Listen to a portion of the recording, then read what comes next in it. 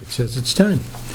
So we'll open the meeting for Tuesday, July 20th, and entertain a motion to accept the agenda Recording in progress. may be amended.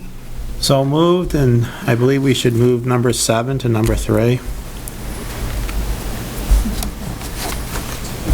It's okay with me. Well, we're gonna have votes before that, right? We're going to have what before it? We have votes on Board of Liquor, so we might as well move that to number 3.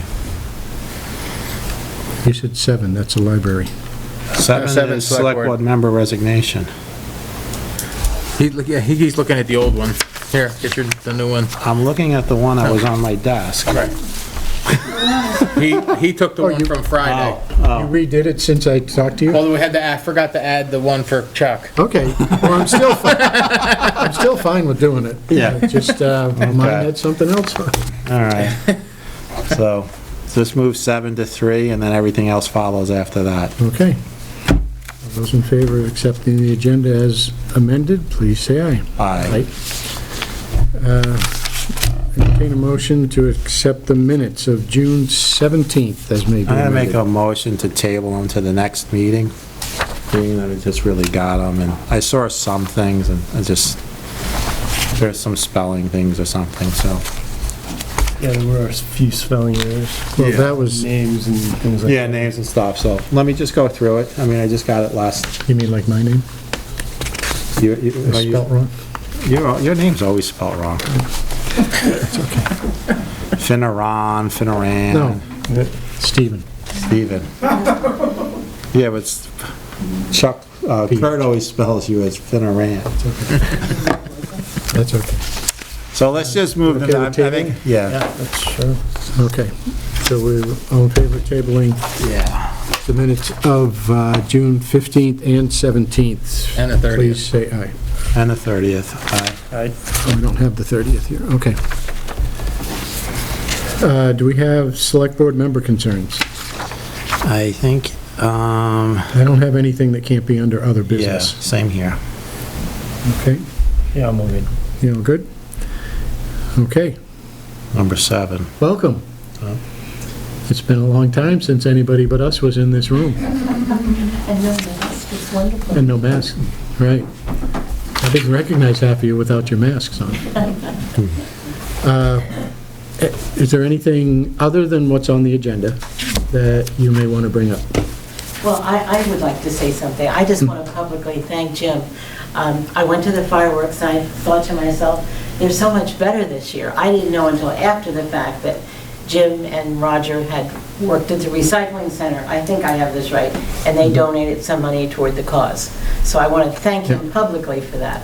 But I also want to thank him because the seniors are having their picnic and it's all catered. We don't have to cook. And again, that's thanks to Jim. So I just would like to have that known publicly. And I'd just like to say, Cans. it's also because a lot of people are separating out their bottles and cans and bringing them, so it's Roger and I, and Rogers doesn't work at the transfer station, he's a voluntold.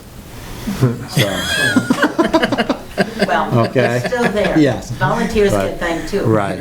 So, And as long as people keep on bringing them, we'll separate them out and bring them down. well, it is appreciated, and I thank you. Thank you. And I heard the fireworks were great. They were. They were good. I was in Kansas. Even the one that landed on the tennis court. Yeah. They were good. So thank you. Okay. Sharon? Is Lucretia on for liquor control? Well, I am. you were moving 7. Oh, you guys Oh, yeah, we gotta move, we didn't gotta do move, 7. we gotta Oh, do 7. 7, okay. We gotta take my buddy's resignation. You're right. Or not. Okay. So, select board member resignation. Yes. Sadly, I have to resign from the select board because I am moving to Mendon for school choice purposes. Not happy about that. I'd like to thank everybody at town for being so patient, and while I learned the ropes, everybody's been great to work with. Steve, Jim, you guys have been awesome. Can't say enough good things about you guys. I appreciate your patience, and I've learned a lot from you guys, and I think the town has a very bright future ahead of it with you guys leading the way. Well, thank you. So we got to accept it first. Yeah.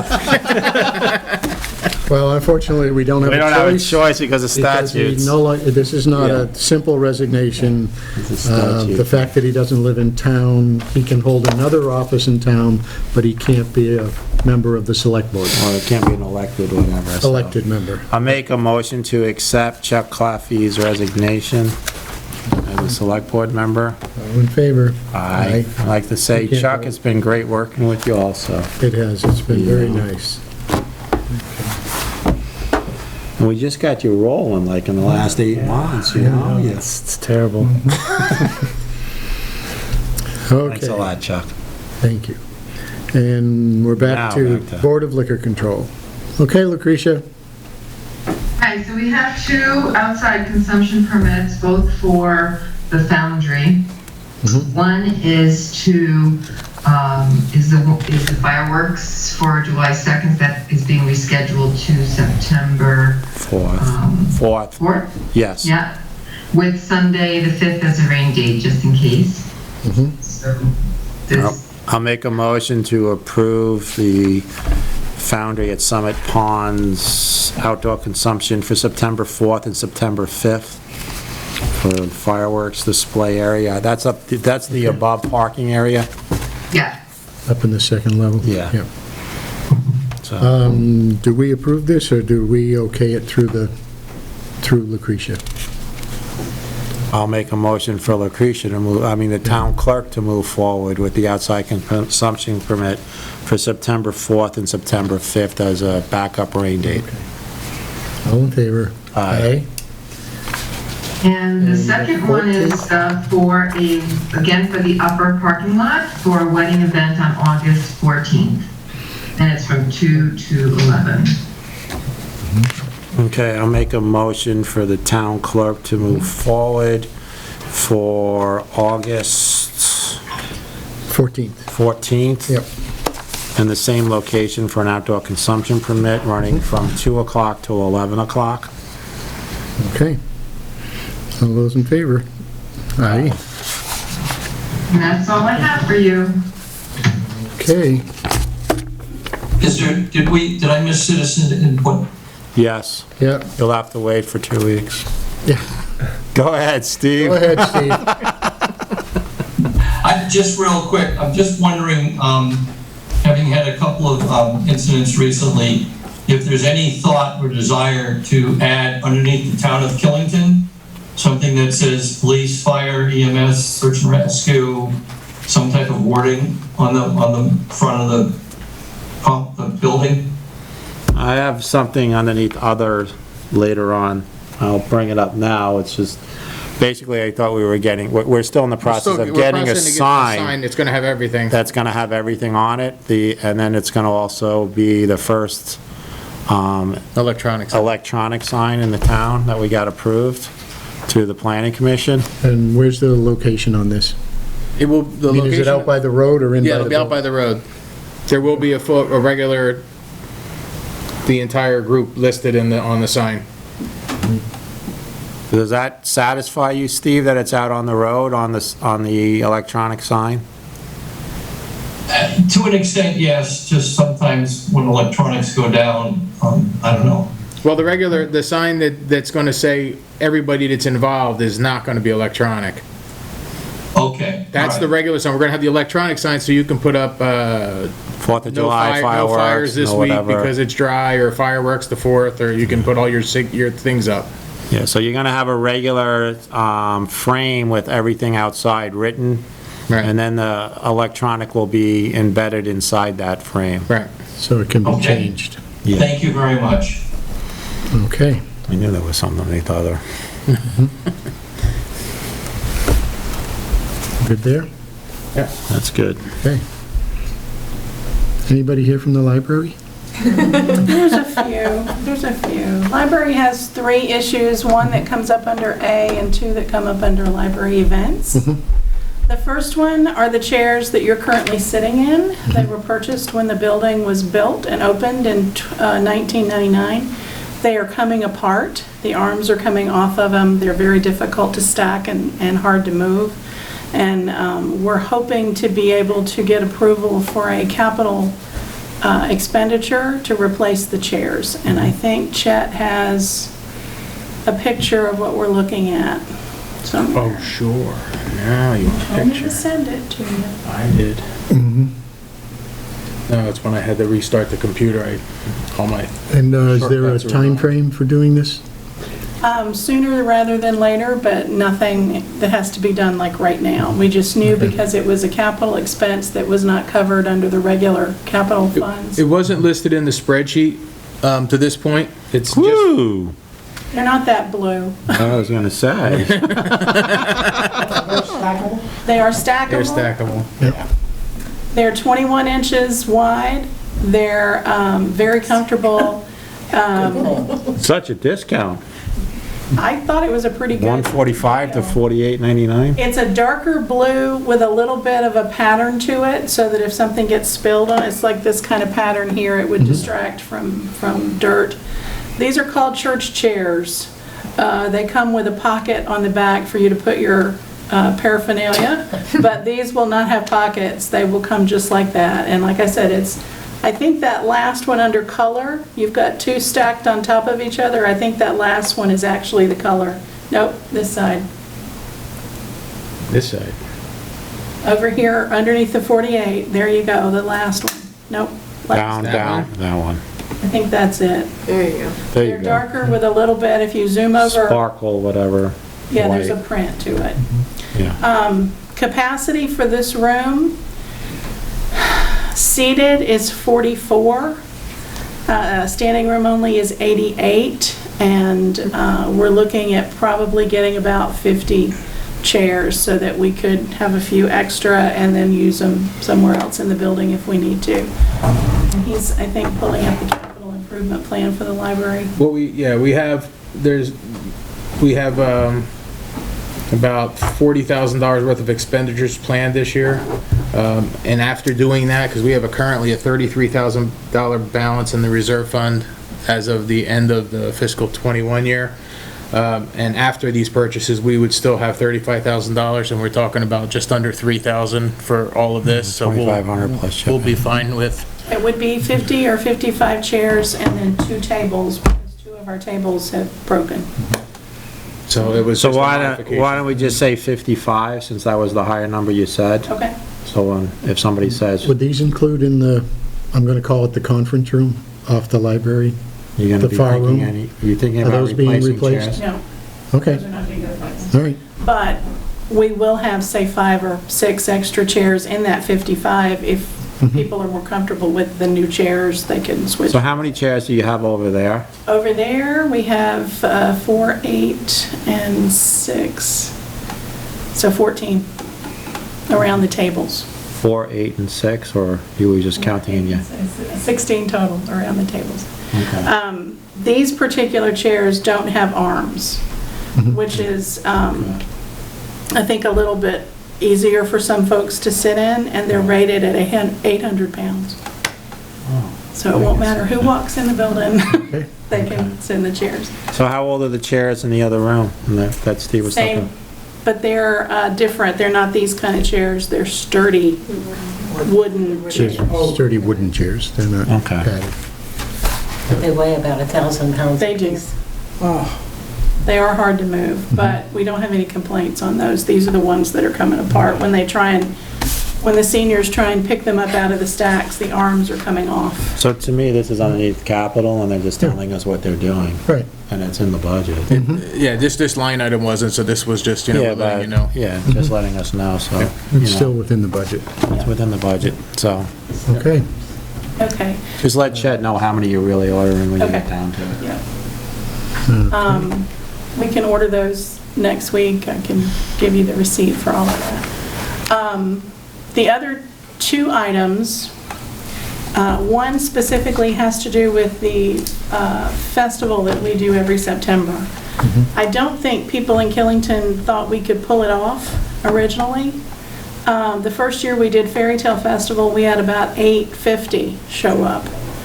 The second year, when we did the Viking event, we had 1,000, and the last year we had 1,100 for festival. it costs the library in donations only, it doesn't come out of our budget at all, about $10,000 a year to be able to put on an event like that. And a good chunk of that money is for tents from Celebration Rentals, because everything in Vermont is weather dependent. So we have to have something just in case it pours. One year, people pass out from heat stroke. The next year, they freeze to death. So you never know how we're gonna hit September. This year, we're not doing a festival because libraries are just now starting to reopen, and we need those libraries to participate in order to have a festival. So they were not ready to be able to do something extra for here. So we are looking ahead to 2022 for the next festival. The tents from Celebration Rentals, if I were to take the purchase price out of what we've raised, it would be $6,000 out of our donated. To rent. And that's 2 tents, one for food and vendors, one for libraries, tables and chairs. And it was suggested that we look at possibly letting the town or having the town cover that cost so that what we have in donations goes straight to the festival. And that was brought up by our beloved town manager.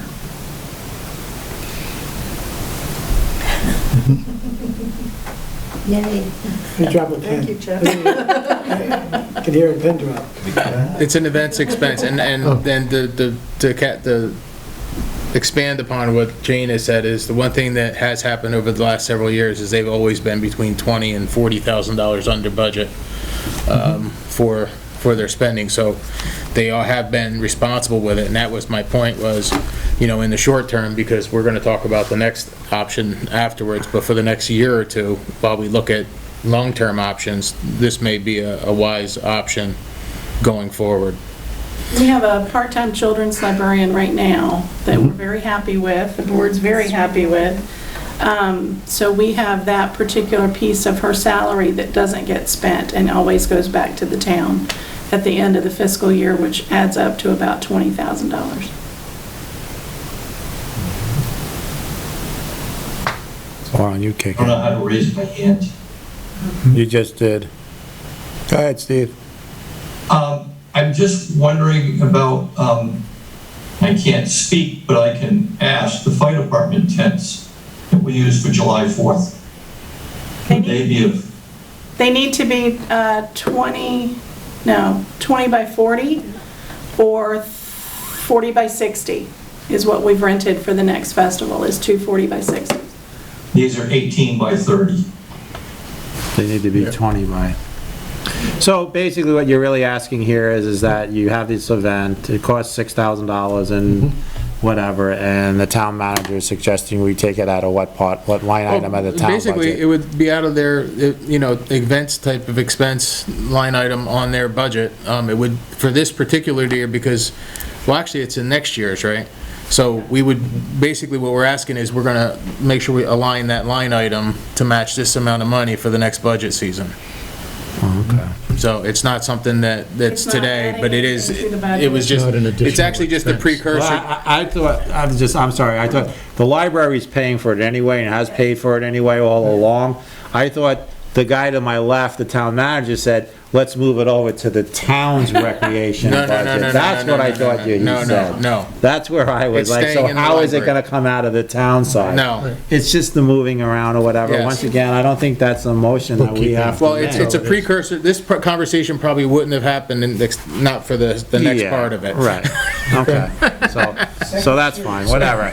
Just keep moving with the festival and the tents and the rentals, and let's just move to the next. That's fine with moving it, I'm fine with it. That's about to drop is the fact that it's come to the board's attention, that's why the board is here, that it might be a nice thing to have in the town of Killington, to build a pavilion so that we are not renting tents constantly for festivals and such.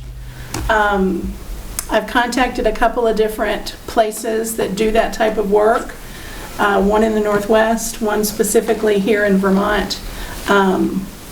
I think we would need to start with a feasibility study to see if it's something that this community really wants That's something that we could do in-house, where you interview townspeople to see where they fall on the issue. The pavilion would very likely go behind the library, not in the leach field over here, but on the other side. And Chet has plans and nobody wants to give me a quote because nobody wants to be held to whatever they tell me.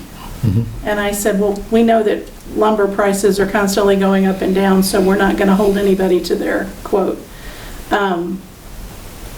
Do you guys want to say anything about the use of the pavilion?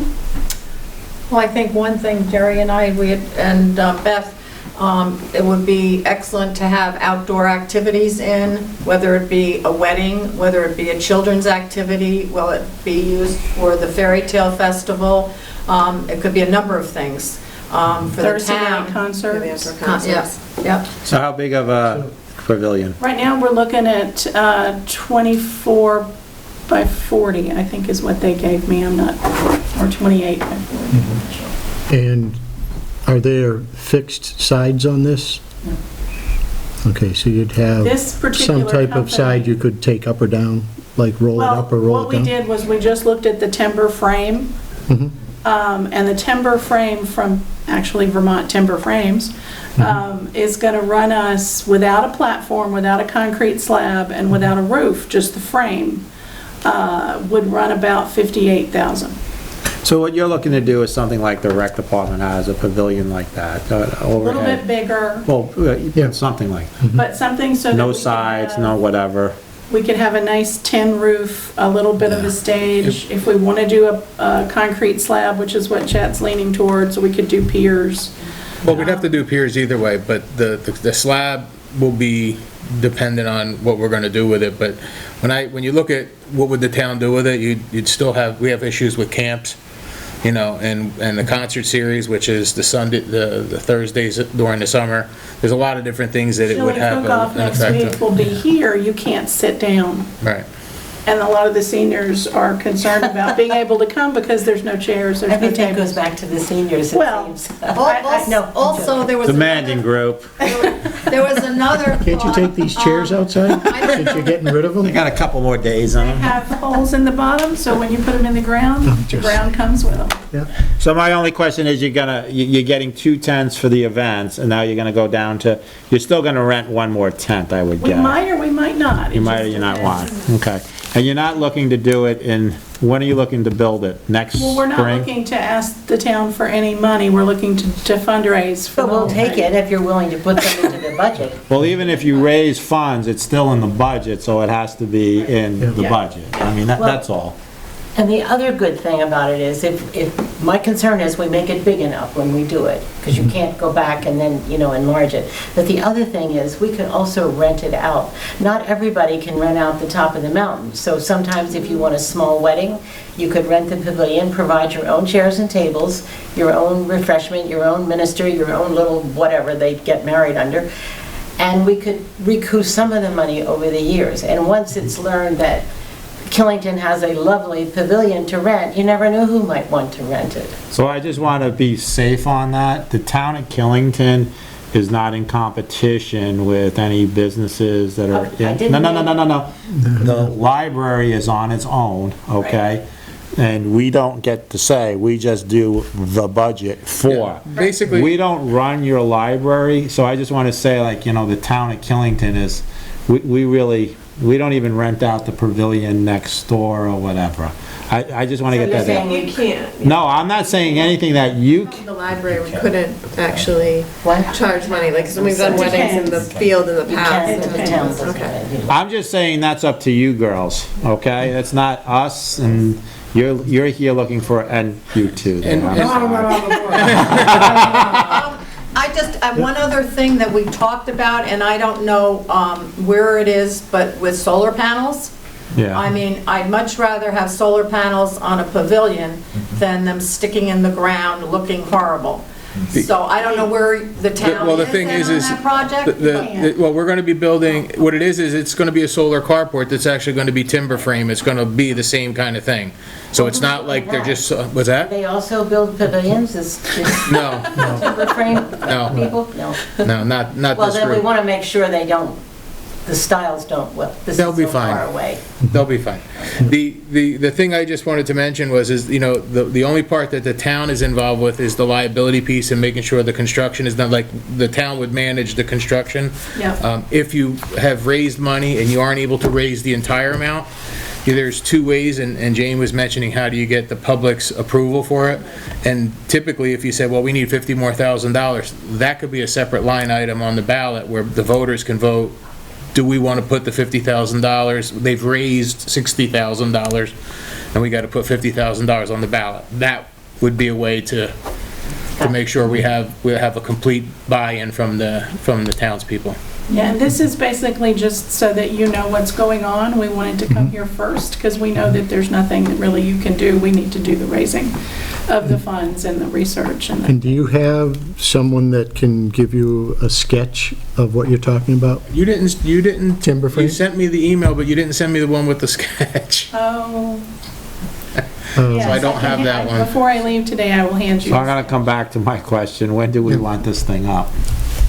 Well, it all Well, depends not on the whether coming we year, I can don't raise think. the funds. So So we're next not year. talking Well, about next year. I would say it's the summer, it would be, Oh, I think we You think we are. can raise Well, I 110? think we can try, I mean. They why- think we can raise 110,000 by next year. We Well, just I- raised we the don't know that playground it's- money like that, so. well, my recommendation would be, and obviously I will assist you in any way I can, is we want to get the design done correctly and pick Millions. the group what we're going to go with, and have it all shovel ready, because if you were to raise the funds during the winter next year, it could be installed next summer.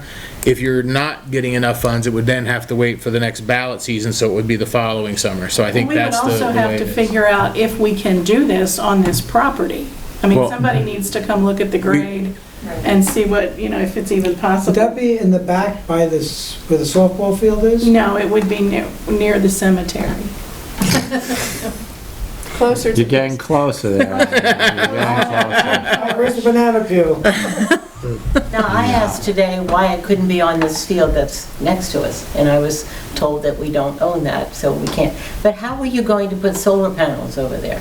No, they're going to be in the driveway, because you're going to be parking No, underneath I mean them. the original ones that I was fighting so much a couple of years They ago. There were people talking about that. We never thought we could do that. Oh, That you was did? one of the options that was brought up by, I don't remember who. Right. Let's get off the solar panels, let's stick to Yeah. this. No, I was wondering why we don't, I thought we did own that property. No, we don't No, we own don't. it. We don't own that. And there's no property. chance we're going to ever. And the other Right issue now, with no. that property as it sits, No. with between its proximity to the river and the high groundwater, it's probably almost all wetlands. So, There's no reason why you can't put a pavilion, the land is not gonna dictate, you can get it in. It's not gonna be on the softball field when softball comes back here. Right. It's not gonna be. It should be on the upper level, I It's would gonna be on the think. upper level here, over Away towards from the the, leach field. yeah, so over to the left. I would just say start raising the funds that you can, and when you get closer to January of not knowing, of then knowing how much you've raised, then just come back here and, I just think this is something like we did with the Be a ballot item. sidewalk. Yeah. I don't know, I would just put it in the budget. Well, one way or the other, depending somehow on what the we'll put it- number is. Depending on how the board goes at that point, but I think you'd be able to raise that money too. So, if you're just looking for us to say, move ahead, but I'm gonna, I read Jerry's email, you don't want rocks, you don't want mulch, you want concrete. I was We're trying to looking at be all as the simple and options. cheap as I could. Simple and Well- cheap is going to be cement, because you're not gonna have to keep on replacing the Simple and mulch cheap or the is rock, the building or you're kids sitting in. throwing, or people throwing, I'm not gonna say people, the rocks getting thrown or anything like that. Do the concrete, and then do like a drain down so if it does rain, it, now we Well, you took put a a- look at the You put a whole curtain drain process. around it. to- The first thing's gonna be just to map out the existing wastewater system and the influence of that, and then Yeah. looking at where our options are to put it. So if you're just looking for us to say yes, yes, Just for looking For me, you to have heard it first here. right. Okay. But we're saying, I'm asking if you please include the concrete, not the rocks or the, Yeah, and, yeah, if you've got people coming in and it's mulch, they're not gonna like it. not for a wedding. And that's it. We're done. Well, even for a formal, yeah, Yeah. anything that's formal. So. So Okay. I'm going to take the board with me into the library, Oh, okay. unless you guys want to continue to, okay. All right, thanks a lot, ladies. Thank you. Thank you all. Oh, thank you, I got the keys. You too. I can take her home. Oh, no. Well, whatever. Harass them. Thank you. You have a good one. Good night, thank you. Thank you. We have a COVID relief fund request. You got that? Yep. We have a request, we still have had $14,000 that were raised as part of the COVID relief fund last summer. And there hasn't been a move to do more food giveaways. So one of the things that's happened is the Mission Farm Church is looking to enhance its food shelf type of process and have asked for $3,220 to buy a refrigerator that will help them buy perishable food and store it. We currently have $14,000 in that fund, and it is something that, looking for different community activities is something we want to use these funds for, and we have permission from the resort because they were part of the donation group to this.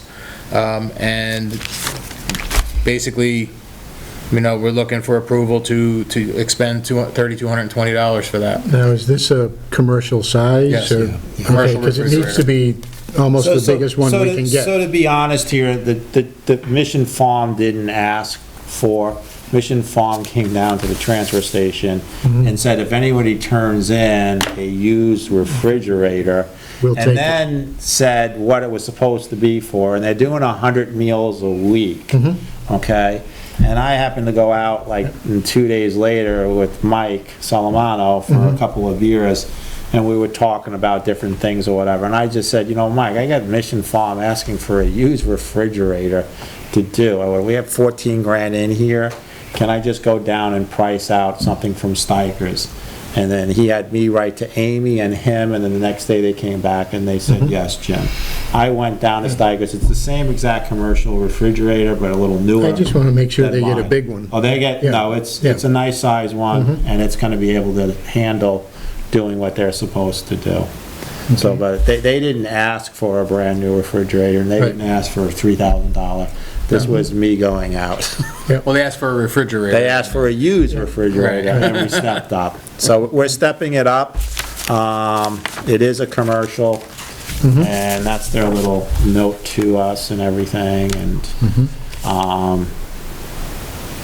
that was after the fact. I went down and said, just write a letter saying, so we have everything in, because we have to keep track of these funds of how they're spent, and that way from there. So Steiger's will come up for that $150, deliver it, move it into where they get, and get it up and going for them. So 51 by 30 by 78. It's a That's a big good size refrigerator. No, refrigerator. it's what I had in my No, that's kitchen. good, that's good. Yeah, no, it's what I had in my kitchen for, You still get to look at you this. still get to look at You paperwork, may it's not be public able to vote, but information. You get to look at it. The church can be able to afford the electric bill for that. Believe it or not, that refrigerator there will cost less than a used refrigerator to Yeah. run. It's energy efficient. It's going to be, Yeah, no, it's an energy it's going to efficient. be an Energy Star. So what they're doing down there is they raised somewhere around 30 grand right now. They're trying to do the old bakery, the red building down there, Yeah, which yeah. was the old school building somewhere that they Yeah, dragged down. yeah. So they're trying to set that up and get rooms for, seating for 9, and they're trying to bring families of low income in and, Yeah, and there's plenty of feed that out there, so. yeah, so, Good news. No. So, I'm gonna make a motion to approve the expenditure, since we already have the approval from Killington Ski Resort, telling us to use the funds that they had put in. Okay. All those in favor, please say aye. Aye. And then if you just get a check cut, whatever, tomorrow, and then I'll run it down to Steiger's, and then Steiger's will deliver it. So, okay. Also on that, just to stick with this, the resort is looking, when I was talking to Mike, they are looking for other ideas of, now we're down to around $11,000. So they are looking for some other ideas. One of the ideas Amy Laramie had come up with, and they're trying to work out with the elementary school, and maybe the seniors too, or whatever, we could figure this out, anybody that's low income, while Max Ellis is running the farmer's market on Fridays down at the, to give a discounted rate on vegetables and stuff down at the, for what Max Ellis is doing. So Amy's gonna come back to me in the next week or That would be so, a good announcement to give Jerry. you know, so. And then she'll make an announcement at Yeah. once a So, week, so. We're talking about it right now, Amy, so, Got it. but we're trying to find ways of, we've got this line item that it's for COVID, and hopefully we're on the winding out of it, so we gotta get this money out of this. So if the church needs something else also, a request. We're trying to be fair to all the, Oh, you should be. Yeah. Yeah. you know. Yeah. So that's it on that for me. Okay.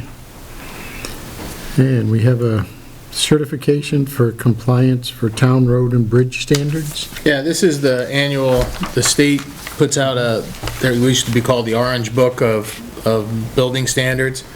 They've added the idea of the network inventory, which we've already completed. We completed that last year, which is the stormwater network and all of our infrastructure. So basically, they look for a motion and the signatures of the select board to say that we are complying and we intend to continue to comply with their regulations. And what that does is that makes us eligible to receive grants from AOT. Okay. So you need a motion for the certificate of compliance for town road and bridge standards? Yes. So moved. In favor? And are we currently in compliance? Yes. Okay. I mean, we obviously still have work to do. It was a 20-year program where all stormwater had to be upgraded to meet erosion standards.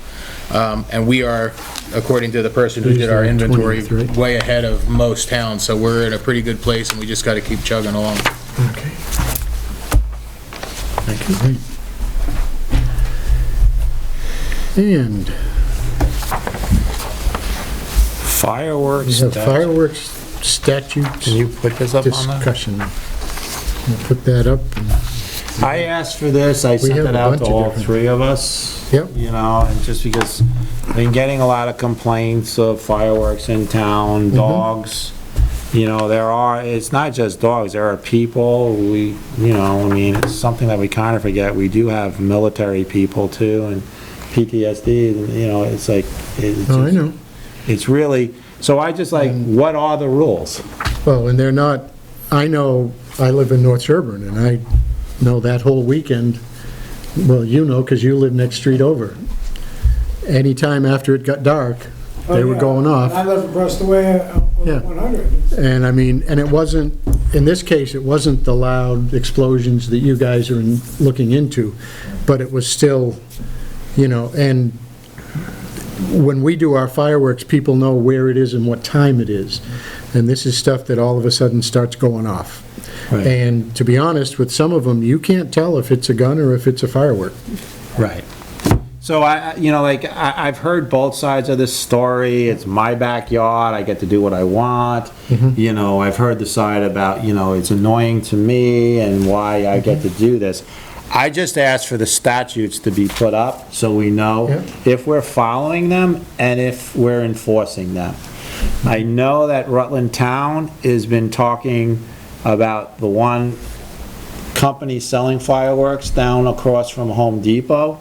You need a permit in order to buy, and they're putting pressure on there. I think there was an article in Rutland Herald today from Rutland City putting pressure on also because of fireworks. I hear he's shutting that shop down. So, because basically what this is saying here is, number one, is that, you know, offer for sale, expose for sale, sell at retail or wholesale, or possess fireworks unless the person has been issued a permit from both the U.S. Bureau of Alcohol, Tobacco, and Firearms, and the municipality. So you need, and what you might know more on this, but I'm told that you need to be licensed first by ATF. That's the sell them. It says here, or possess fireworks. Right. So, right, stuff we're interested in, I think, would be more 2, and then 2C. So the use, possess, or explode any fireworks unless the person has been issued a permit. But what I'm getting at is that one in here, I believe, or some in one of them, it says that the fire chief and police chief It's in the statute. need to give the permit. Yes. You're supposed to go check where it's gonna be blown off. It's supposed to be more than or at least 15 days before, okay? And it has to say that there's clearance or whatever around where they're gonna, it's like getting a burn permit, but with a 15-day minimum, not a 24-hour minimum. Right. Okay? But in order to get that permit from either you or the fire chief, number one, they need ATF approval to be lighting these things off. So to me, someone comes, per the statute, the way I read it, is that, one, if they come to get a permit from you and the fire chief, the first thing you gotta really look for is, are they licensed to light these things off from ATF? That's the way I read this. You know, Jim? yeah, So, to clarify something here, Class C fireworks, an individual can buy them without a federal license, but they may not ignite them without a permit from the town, i.e. the fire chief or police chief. That's where the confusion is. You're talking about commercial fireworks like July 4th that we used to set off, but because of all the federal regulations, we now hire somebody to do those size fireworks.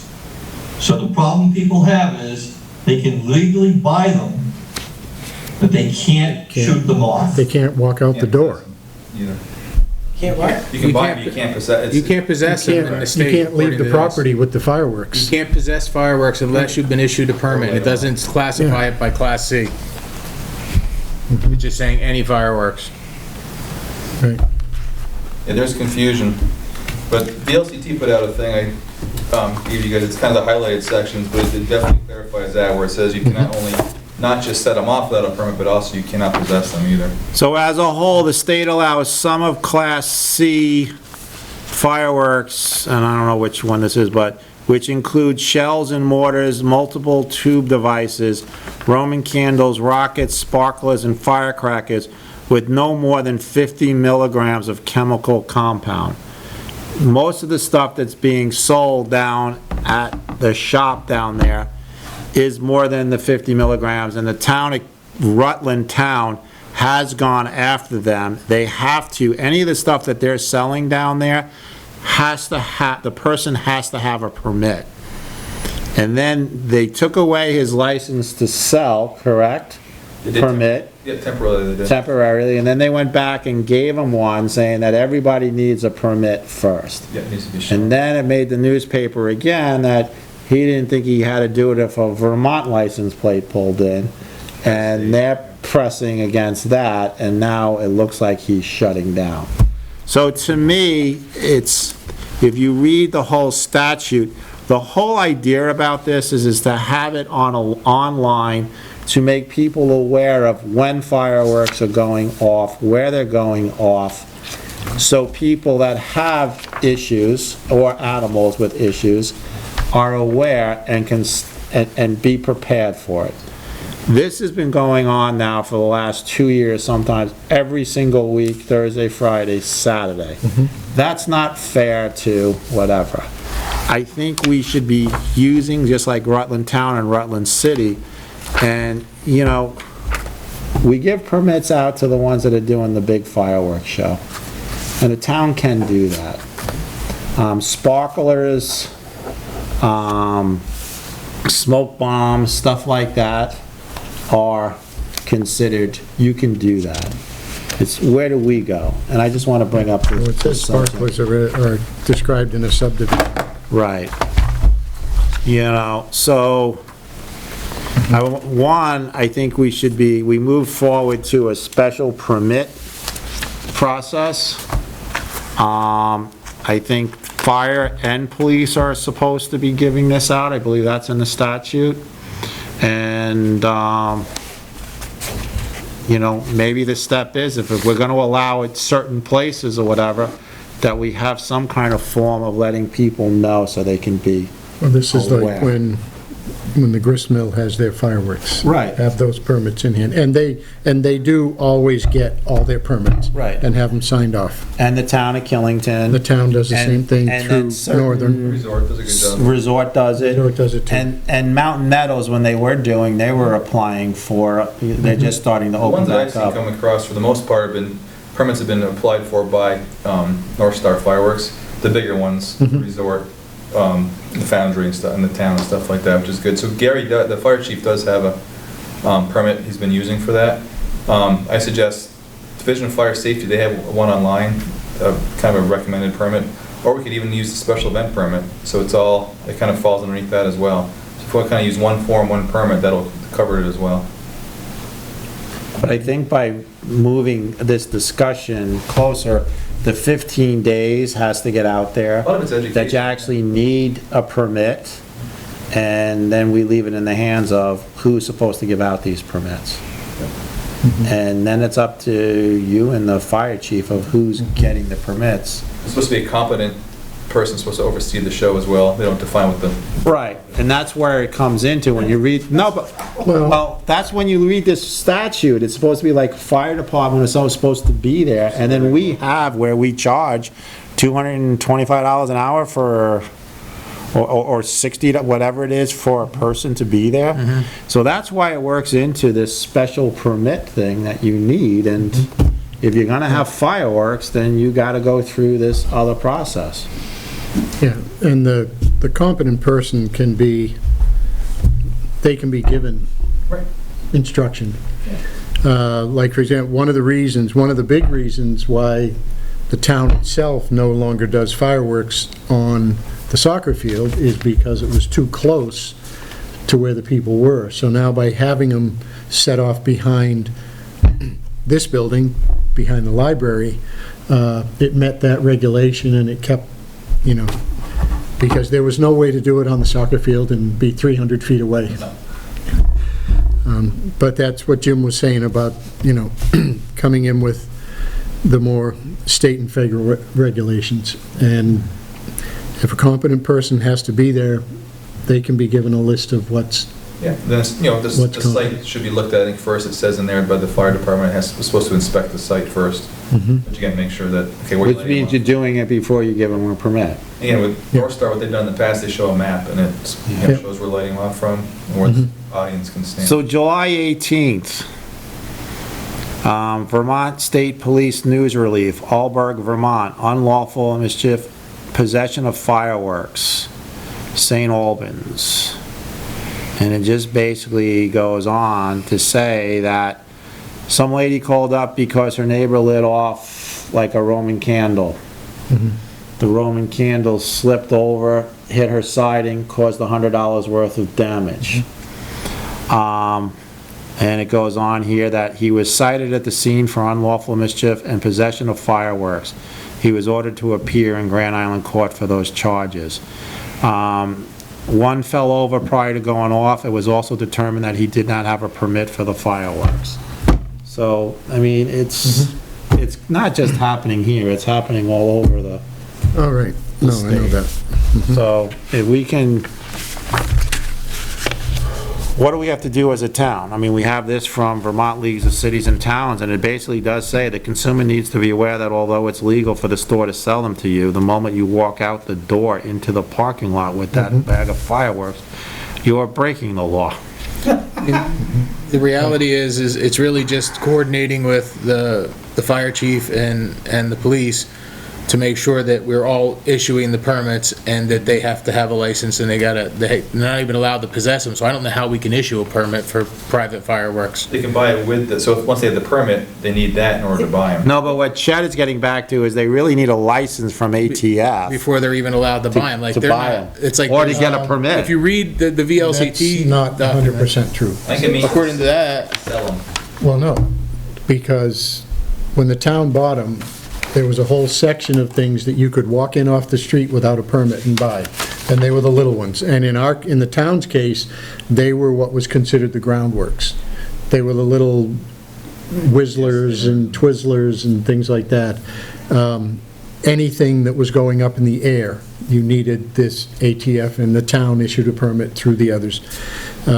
So we need to make people aware that what it's highlighted right here is that even though you can walk in and buy them without a permit, you can't walk out the door without being in violation.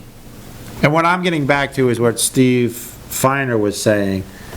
Yeah, you could go into a place and there's the sparklers and the smoke bombs and Yeah. stuff on the ground. That's a Class C, whatever. But anything that goes up in the air that has more than 50 milli whatever, you need to have the license from. So nobody's gonna be able to come to you or to Gary and say, I wanna do a fireworks show that's gonna be like some of the stuff that's going off that's like 100 feet, 200 feet up in the air. You can't do that. You're buying those. You know, they're not gonna need a permit from you to light off sparklers, they're not gonna need a permit to do smoke bombs. I gotta tell you two things that come to mind. First of all, anything we do with this is gonna keep the honest people honest. The guys that are shooting these bombs off, you don't know if they're up in the air or on the ground or whatever, but these were big bombs that I heard. And you don't know where they're coming from. So how the heck do you enforce that? Yeah, that's definitely more tricky, and I think Rutland City had a recent issue. It's hard to locate these people. You know, it echoes if it's a ground M80 or Whatever. explosives versus a firework. Well, he sounded much bigger than M80s. When I agree. I think they were. And part of it is that when they do find someone, they need to have something I got from the it. I got town that part. that they can say, it's not unlike speeding, okay? They can say, you exceeded the town speed limit. You exceeded the town's firework regulation, is what it comes down to. What I'm concerned about is that it's not to have them on the books, they should be on the books. I Yeah. agree with that 100%. Yeah, but what you're gonna end up doing is keeping the honest people honest. And the guys that are dropping these bombs off are gonna continue to do it and run like hell. And sometimes it's, it's an education thing. I think sometimes people that come out of state actually don't actually know. So I think part of it is posting it on our social media stuff. Sure. So these people know. I really think that's 95%.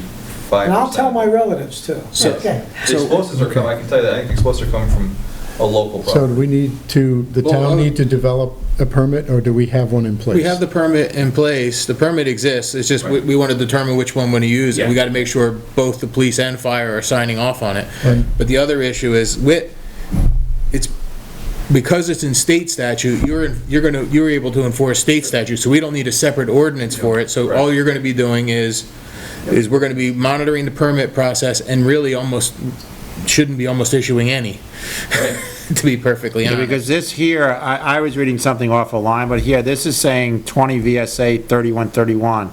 In addition to sparklers, the law also excludes from its coverage novelty smoke devices, toys, and other devices containing paper caps containing less than 0.25 grains of explosive material. So in Vermont, it's 0.25. Right.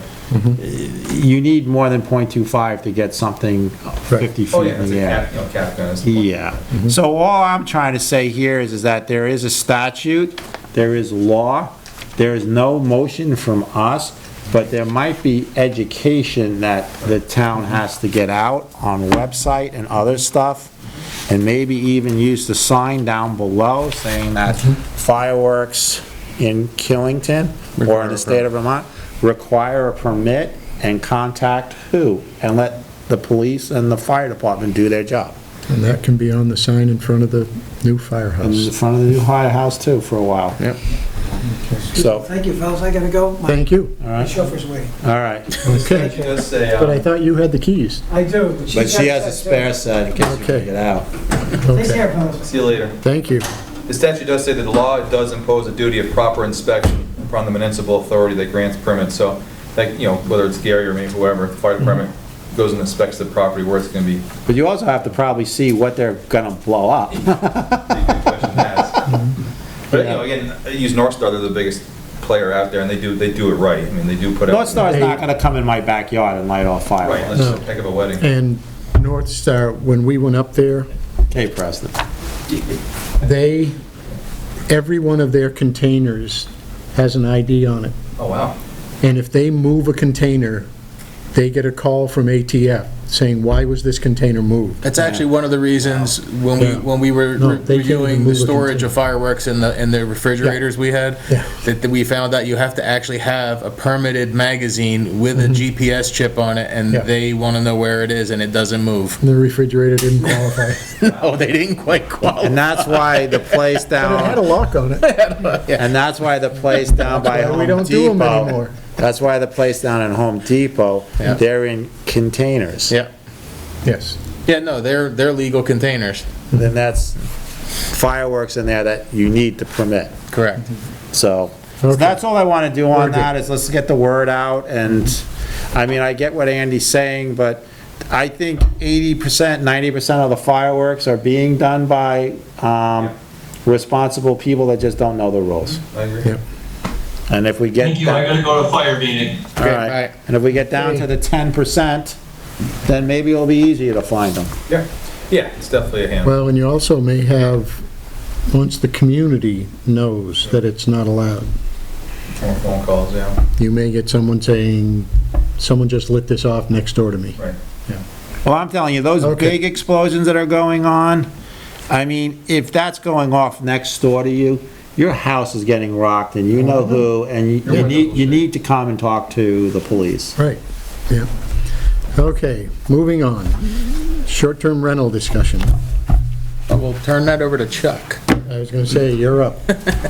Hey, you guys were forwarded a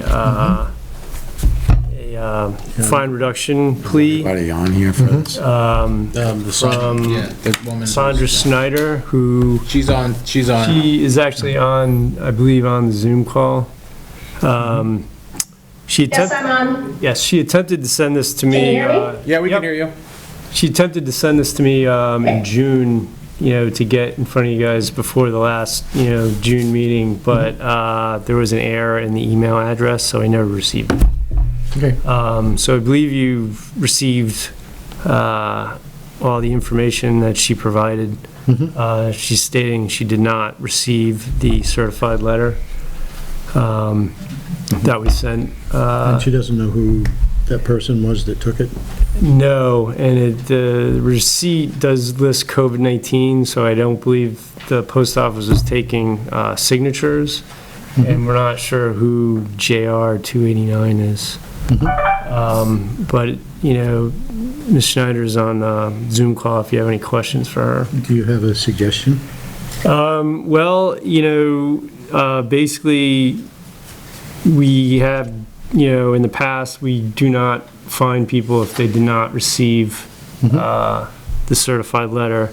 So, in my, opinion, if you believe that she did not receive it, and a lot of her story does seem to tie out that she does not receive mail at that address. She's paid her taxes incorrectly, the wrong amount. Lucretia seems to remember dealing with her on that fact, and you believe that she didn't receive the certified letter, then yes, I would say that it should be forgiven. She sent a lot of corroboration to what she was saying. Yes. So I'm fine with whatever. I was going to come in and just say, basically, I thought I saw somewhere here that, is the property in closing? Was it? I believe that's how you found out. Is that correct? That you're trying to sell the property? No, actually, you emailed, Chuck emailed me. Sorry, okay. Months before. I mean, I just literally, after that incident, I actually hired Tricia Carter to sell the condo, just more because I'm unemployed and I needed the money in order to survive for the rest of the year. Still, we still have not come back to school in Virginia. My school is completely closed and we're not up and running yet. I think most of the schools are not running around the country. We're also not running. So I need the money, number one. Two, I have spoken to you guys about the fact that I don't get it. In fact, it was funny. I don't know if you can see this, but I was looking, the very last mail update I had, my tenants, due to COVID, left Connecticut, and my last mail was in March 10th of 2020, which is actually the reason why I probably haven't gotten any mail since then. And it was Christy, her name was Christy Baxter, so she certainly didn't sign off on anything being received. I just don't even know who it would be, if it was at all delivered, so. So Sandra, this is Jim Half. Yes. My question was, Hi, Jim. how you doing? My question was, is that you put the place up for sale and you don't intend to rent it, correct? That would be an accurate, yes, that is correct. I have actually got a closing statement, but we haven't completed the deal, and I do not intend to rent it. In fact, I haven't rented it since, the end of February. Right, and then my second question was going to be in here. She's stating that it was rented for less than 14 days during the period that, can we collaborate that? From November 1st, she provided VRBO payment records. And it shows less than 14 days? It does. Okay, so... Well, to the amount that we can tell, it's just a monetary amount, but... Okay. She is in compliance now because the ad is down. There is no more. The ad is down and she's on, and what paperwork we have in front of us is not like others that were renting more than 14 days. This is showing that we see less than 14. Yeah. We said that you didn't have to register if you were... You do have to register, even if you're under 14 days. Right. You're not supposed to pay the registration fee. Okay. You're not supposed to pay the registration fee, but you should come in and say, I'm going to. So, yeah. All right, but she's in compliance now. Yes. Okay.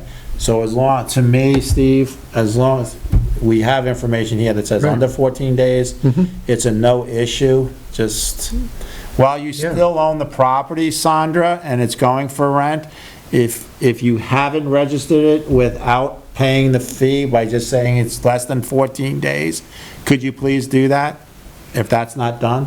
I can. I don't rent it any other time except for in winter, so I clearly understand your question, and if I don't sell it, I will be happy to register it. Okay. Unless you really want me to register it now, it's going to belong to someone else in a couple of days. If the closing doesn't go within the month, just please come back and talk to Chuck. Yeah, You bet, I sure will. yeah. But I don't, So there has nothing Fine for with us that. to, we're not gonna make any. This well, is up everything to I you. read, Yeah. there was no reason to go any Yeah. further. So I guess I do have to make a motion because there is a fine attached or whatever. correct, we have to- So I'm gonna make a motion for Sandra I don't know her last name. Schneider. Schneider? Schneider. I'm sorry, I'm like looking at the Schneider. screen, I see Security University. I know that's not your last name. Sandra Schneider, to please release the deed. Well, it's just, we forgive The the... lien, the notice. the lien on the deed. Forgiving It's not the- a- Notice of violation. It's not really a lien, it's a cloud on your title. All right, to To be- release the cloud on the title for You know, Sandra Schneider. The zoning, Okay? Notice of fine. violation is Yeah. removed. Okay. Okay, I Motion. appreciate it. Do you Thank need you anything for your else? time, You're good? gentlemen. okay, all in favor? Aye. Aye. Okay, thank you, Sandra. Thank you, guys. Have a great night. You have a good Good one. job with that board meeting, by the way. Good job with getting your place sold. Thank you, sir. Bet you got Bye-bye. more than I did. So, you have anything else?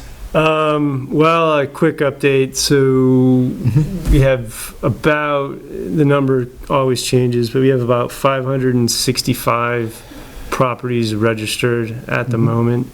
We tend to do about 15 to 20 a month still. mainly because I go online and ping people on Airbnb and VRBO who I believe are not registered.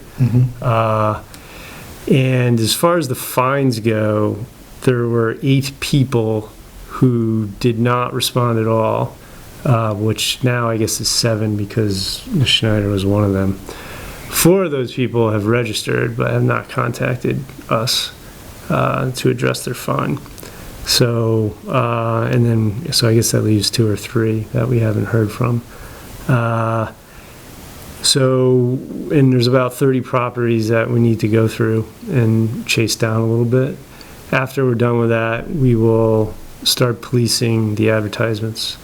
And some advertisements have been brought to our attention, and we've put those at the top of the list and spoken to some people that they're not quite advertising correctly. I mean, I don't know how we can tell a person other than a registered letter saying get into compliance, and we've clouded your title or deed. Yeah, I mean, there are a lot of issues with mailing people letters, because a lot of the grand lists, the addresses that are attached to properties are not correct, or they never get to where they're supposed to go.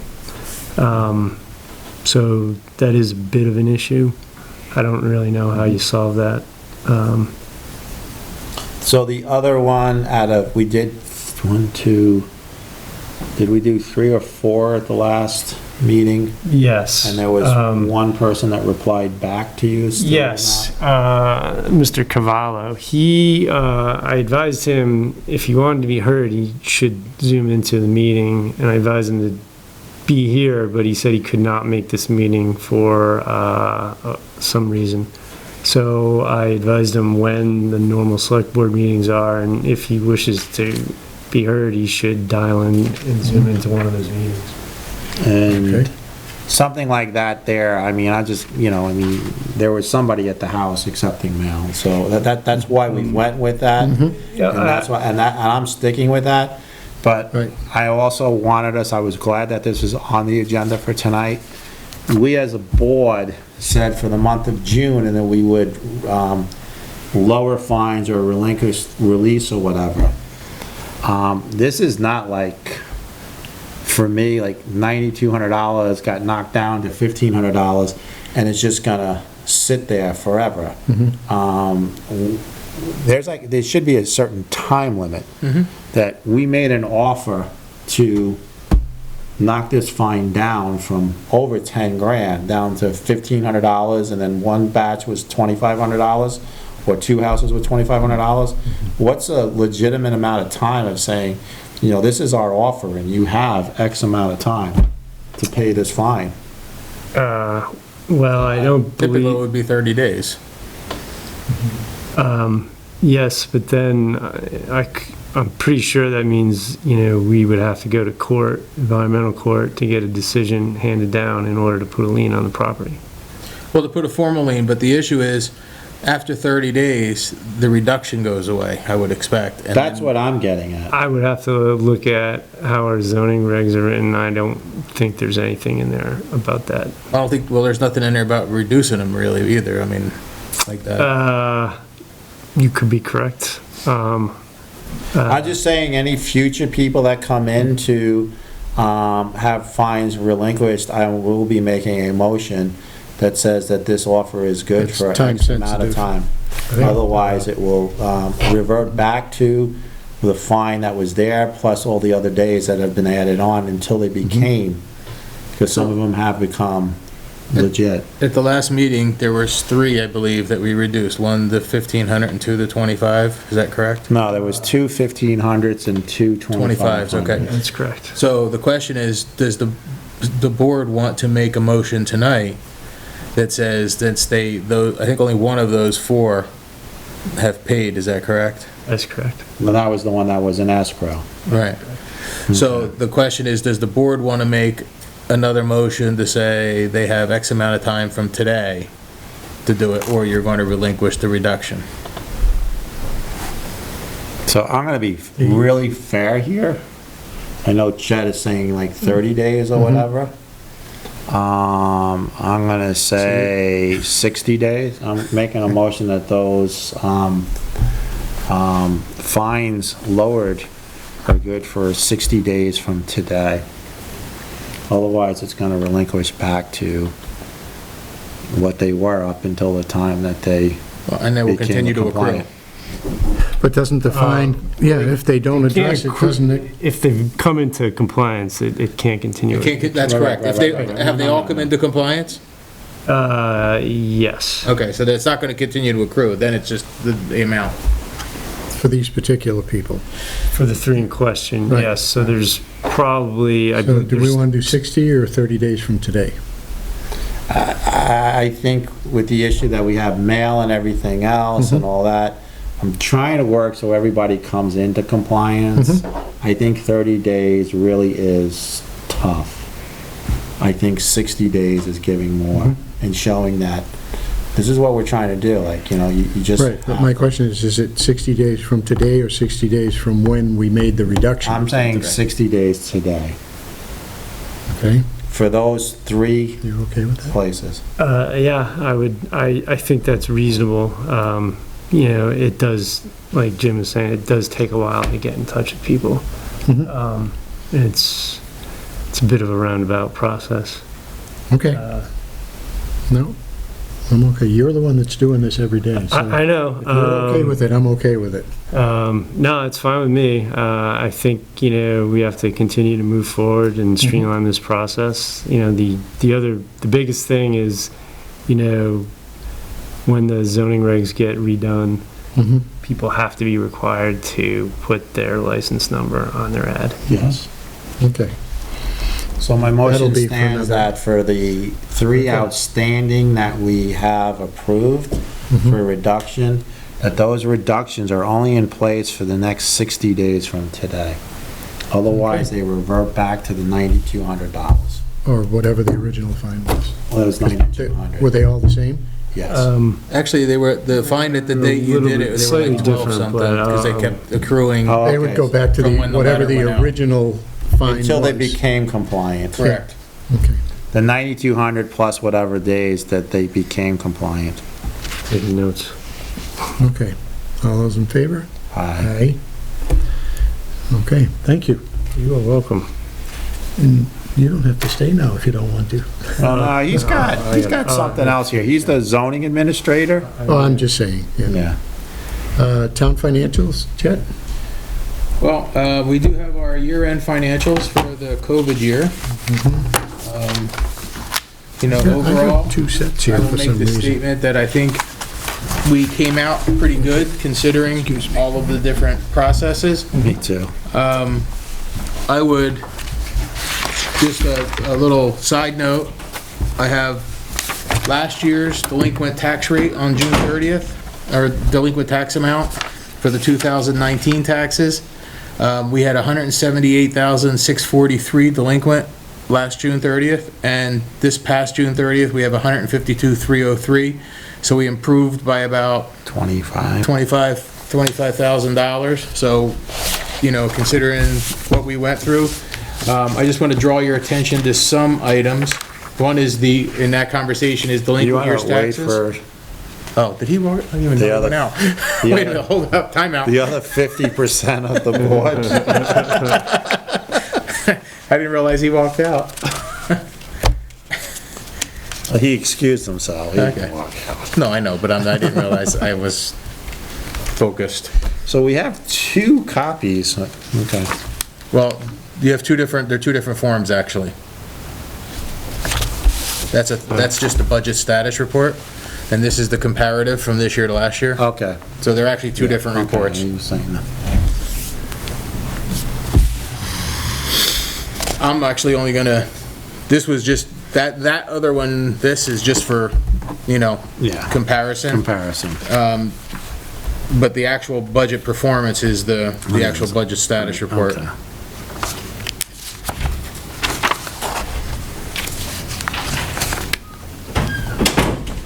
So Steve, Yeah, this one is the actual budget. This is a comparable from last year too, so we're only talking about. 367, Okay.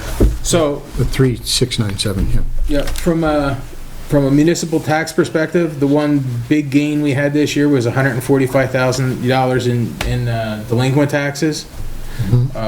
The next highlight, obviously, and this is not all net, obviously, was the $108,000 for rental registrations, which then had us increase the amount of zoning revenue that we would normally have. We have expenses typically to match. One of the downsides probably of COVID is we went from $27,000 in police revenue down to 41 because we didn't get police grants and the DUI grants and as much traffic fees. So those were down for the year. Surprising one was the amount that the increase for the recreation revenues was, up over almost $25,000 as well. So they had $112,000 versus 86. Solid waste user fees are up from 21,000 to 39. But cost is up. Now, is that a raise cost- on the their cost kind part, of- or is that we're just sending more? Well, two things. We had way more people. Oh, this is Plus- receipts. This is receipts. Oh, receipts, This okay. is- we're I thought talking this was strictly our revenues cost right to now. Yeah, the send cost it is out. up too. Okay, Yeah, on the state and federal payments, we're up $150,000. 55 or 60,000 of that was because last June we were due a payment from the state and it came in August, so it came in the next year, which affected last year. But you can see offsetting some of that is the options tax went from 410 to 350. So when you look at total revenues, we still were, compared to budget, we were about $130,000 up. So I think overall, the performance was pretty good considering those additional expenses. And I think I gave you this one as well that starts with clerk revenues, where we did comparisons just within departments. But the piece to look at there was, we went to $104,000 in expense on the planning and zoning when we had the additional we went to $104,000 total for expenses with a $67,000 budget on the expense on the town planning and zoning administration.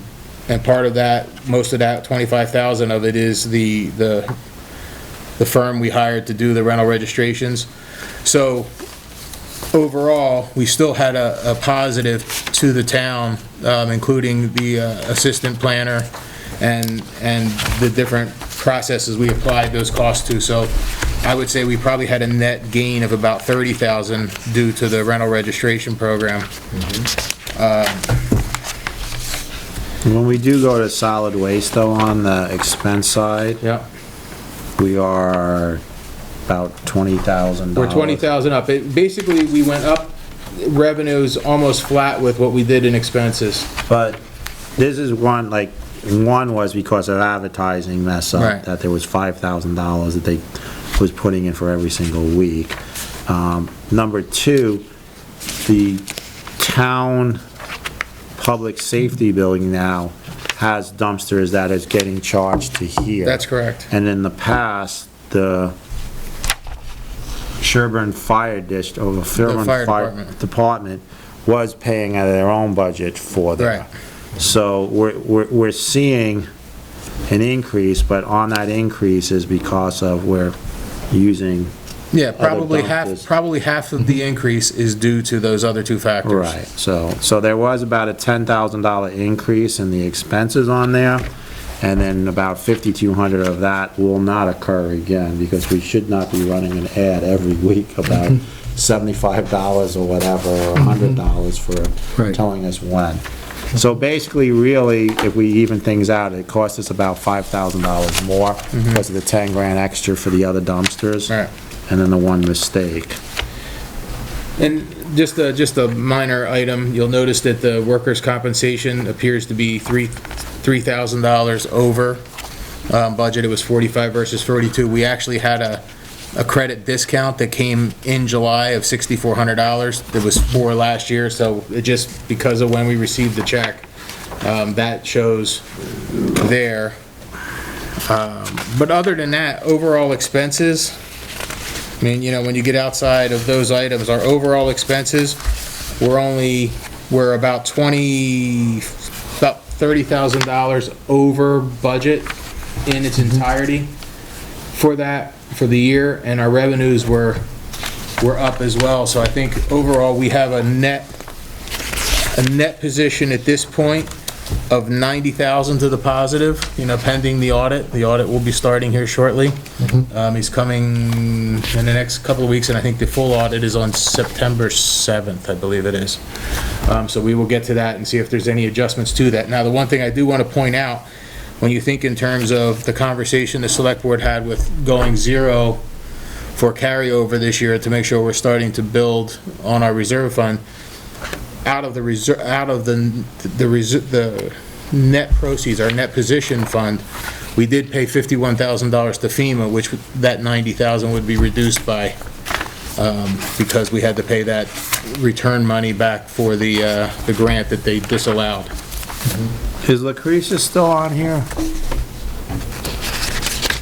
Yes. Yeah. Okay, so somewhere in here we have the town treasurer's report also. It's right here. Can you pull that up? Yeah. Okay, and then we have, okay, and then can we go to the, what's the other report you have, the restricted funds or reserve funds? Yeah. So, Lucretia, when we roll down to 168, Yeah. I'll call it A and B. Yeah. Okay, so 168, the actual building is at a negative 95,000. Okay, is that counted? Because I mean, I know like when it says the total, this Excel spreadsheet doesn't subtract the 95,000 or the 129, or it does. So on the front page of the treasurer's report, that figure of $225,030, that is the negative, that is those two numbers together, that is Right. owed to the restricted funds. Right, Is that okay. what you're So it's asking? included in this. It's always included, it's included in that, Yes. okay. So where I'm coming from is that if you scroll down to the bottom of this total receipts, can you scroll on the computer? Just that thing's blocking. Right there, that 1.325, the ending balance, Yeah, I know at one time, and I'm not sure if it's been straightened out or whatever, but in the past, you would have to add in that 225 because it wasn't taking a negative. It's right, so there. I usually do that in the town report, I believe, when I report it in the town report. Right. I do it differently. Right. So in this report, I report it that way as owed to restricted funds. If you want it to look differently, I can certainly adjust the report. I mean, I like the way it is, I'm just verifying, like, you know, we keep on coming back to what's on the screen now, the treasurer's report, the 225 owed to restricted funds, but when you add up all the line items in the restricted fund, that 1.325 or whatever, we really should be adding 225,000 to it. Correct. We're really at 1.5 something that should be in restricted. Right, because we have The reserve cost. funds to count to cover the Right. 225. So when do we come in, and let's go back to those two line, 168, A, B, I call it, okay? So we know the public safety building line A that I'm calling the building, we received the 415 or the 406,000 balance, and that's what we're at, $95,000. And I also want to just say, like, really good job for during COVID and the extra to do, to be $95,000 is amazing on a $4 million or $4.5 million project. 4.75. 4.75. To be $95,000 over is amazing, okay? If we waited, like some people had said, we would have been hit with the pricing of all these increases, which I think Bridgewater is looking at their building from their bond is 2 or 2.5 times higher than what they thought. Thank God we didn't get hit with a $10 million building. You know, it's just 95,000, so that's great. When do we clear that? And you know how I hate negative numbers in the restricted fund. Technically, we can clear that now because when we did the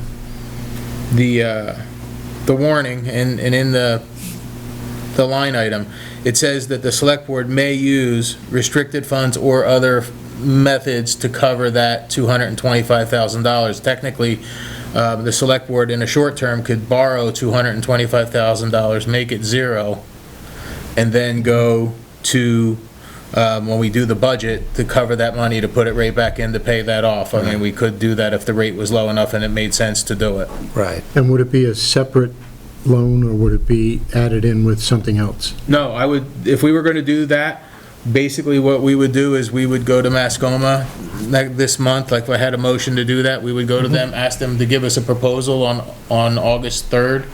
You'd be able to make a decision on that, and then we would be funded in August, and that zeros would be going away, and we would just apply that money to those two line items. No, because I personally would like to see that this is the money for this, That's correct. and we're paying it down, and it's not And basically, mixed up in something else. that's correct. And what we would do in this case is then for next year's capital fund for the public safety building, we would have to raise $225,000 to pay that loan off. So and I haven't even talked to you about this. So my theory here is I just hate negative numbers in this, whatever. I was kind of pushing the other way. Do we have the funds ourselves just to move over? We do. And then see how the year plays out, whatever. Yes. That one. Or if, number two, where you're leading to, that we go to Mascoma and just do a one-year note and then get it into the vote into the budget.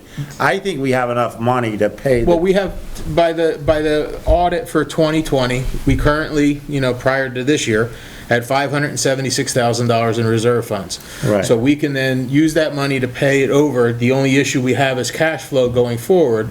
So when we get to 2022, at the beginning of the year, we want to make sure we are covering that to put it back into our reserve fund. Either way works. It's just a matter of, it's the next June and July that, from a cash flow perspective, that we would want to address. So could we revisit this after the auditor comes in and tells us where we actually stand? Yes. I mean, and that's why I threw the loan item out there, just for discussion, because the rates are so low, and it's like, if, because we should have preliminary numbers by September 7th. And we can make a decision at that point, as to what we want to do, because if you did it in September or the late August, but it would probably be September, October, when you'd want to have that set up is when we're getting our tax revenues on August 15th next year.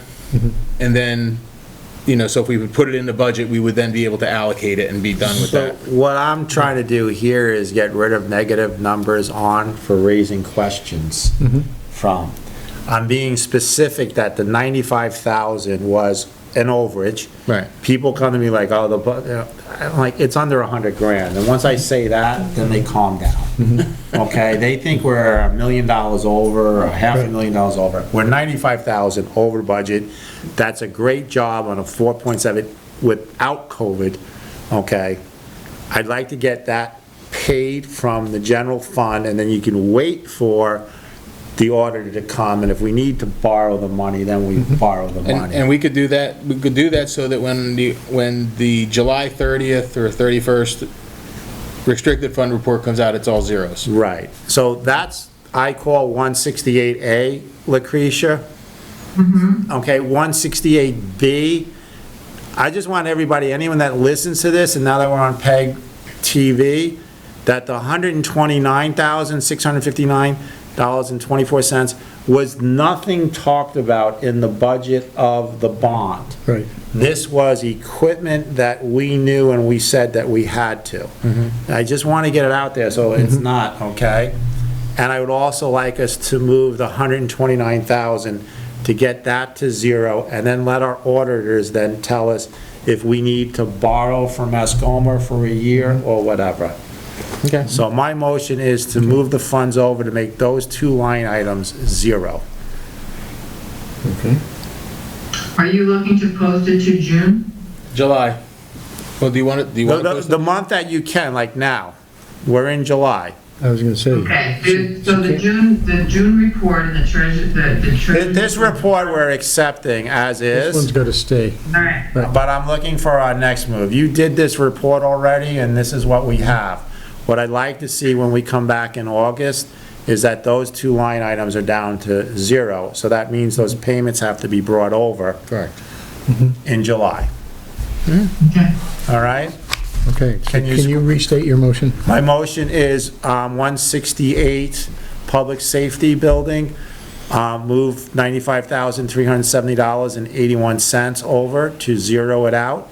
My motion is also Public Safety Building Owner Supplied, move over $129,659.24 From our fund balance.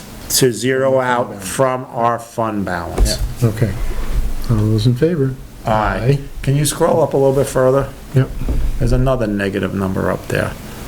So that's just That rec was, donations. that's actually a, The something that needs to $432. move, and Sarah and I have already spoken about it, and it's actually, this is, when you looked at the 1A and B, this is A, B, and C for rec donations. The overall fund has money, because 111 is the fund, it was how it was allocated, and it was allocated incorrectly, that's all. Okay, I was gonna say, if there's $432.50 for scholarships, just take it out of the bottle fund. Well, no, well, we could do that, but That's all. the issue is what Okay. should have happened is part of the rec donation fund, that money should have been moved over prior, so technically, this will be reduced by 432, and this will be 432, and that will be 0. Okay, so as long as we can have that when we Yeah. come in August to see that's down and Not to corrected. nitpick, but there's a typo on the third rec donation. Yeah. Lucretia? Yeah, oh yeah, I'll fix it, sorry. Donate coins. Well, it's pretty good when you can And since we actually take got little up, things like that. since we actually got up and started talking about like scholarships for recs and everything else, Amy Laramie from the resort, while we were having this conversation back and forth, in an email to me and Mike, she was saying how she was kind of shocked and surprised of how many kids are going to summer soak over in Woodstock because it's free, and was wondering if maybe one of the things our rec department could look into is do they need something to help needed families in the town of Killington for the rec department? So, all right? I'm good. So motion to accept the town report and the town's treasurer's report. For June 20, June 21. 21. June 21. okay. All those in favor? Aye. Aye.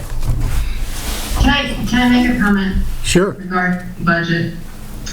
Because I just really want to note that because of the year of COVID that we've just been through, just want you to really note the increase in fees that the town clerk's office took in and the copy fees. Pauline and I, and Monica on the treasurer side, we were in that office during COVID, and working very hard. Had we not been working hard, those monies would not be in our account. I think that it should be noted, because we are well over budget, and I understand the real estate market is what it is, and it's all recording fees, but it's also an effort that was made, number one, to increase the recording fees, going to the legislature and getting that approval and getting statutes amended to increase recording fees, and then just the amount of work that we were able to accomplish during this year with a closed office, with the challenges that we faced, and I just wanted to make a note of that. So I'm looking at this anyway underneath town clerk, and I'm seeing that your revenues were 165% of what was budgeted, right? And then I go to your expense side for town clerk, and I see you're under the budget. You're at 99.19%, so you did the increase, but you didn't go over your budget as of June. your salaries are slightly up, and you might have been just looking at that, but your overall budget is still under. No, I know my overall budget is. Right, and you might be a little over, I get it in July, and just like we were kudosing the transfer station guy, Which he's doing a great job, but I just really wanted to point that out because it really was a lot of work, and I just, not something that I did, it was Pauline and I. Right. And Monica. And I certainly couldn't do even what I do without both Pauline and Monica, so I just wanted to make note of that. And we'll say it over again when we have the end of the year report for you and everybody else that worked in the town. Thank you, Lucretia. Thank you. And we have golf financials. David, you still there? We lose David? Hello. There he is. We're losing him. Okay. How you doing, David? I'm doing just fine. How are you folks? Doing There he is. okay. Should move. So, Hello. overall, I just wanted to, looking at the town's report, revenues were up. They were $47,000 above the budget for the fiscal year end. And expenses were slightly under. So we ended up we had a budgeted net of $25,230, and the current net is $126,004. So about $100,000 better than projected for the current year. All good news. Obviously, we'll be going through the same thing with an audit to see if there's any items that need to be removed, and their fund balance will be adjusted because they're an enterprise fund, there is depreciation and things of that nature that's taken off of that. But overall, I think very good performance, and David can talk to us about some of the particulars. Well, I'm more here to answer questions because I didn't see this document until just now. Okay. But that's okay. We've been doing very well. I mean, the golf business in Vermont is doing very well, and we have taken advantage of that. Our golf course revenues and rounds have been up significantly. Just in June, we budgeted for 2,400 rounds. We did 3,000. Yeah, it was So 20. that's It says budget was 2,741. I have your numbers up now. Yeah, that's my basic, fundamental financial acumen, but, I'm a pretty down-to-earth guy. So, we made that. We're a little under revenue, which to me, because our rounds were up, is interesting. And I think I underestimated the budgeting process. I think next year I'll do a better job of that in June. But other than that, our end of the year has been fine. And as we move forward, things I think will continue to be that way. We've seen a lot of new players, a lot of new golfers that haven't played Greenmount National. So that's encouraging. And we're continuing to see the people that have been playing there for 25 years. So from terms of financial performance and social performance, I would like to talk briefly about Bird Golf, who is a golf academy based out of Arizona, and they bring in people. We have a partnership, Brown Golf and Bird Golf have a partnership, and they bring in folks. And we've currently had I think we're right around 140 golfers now for the season.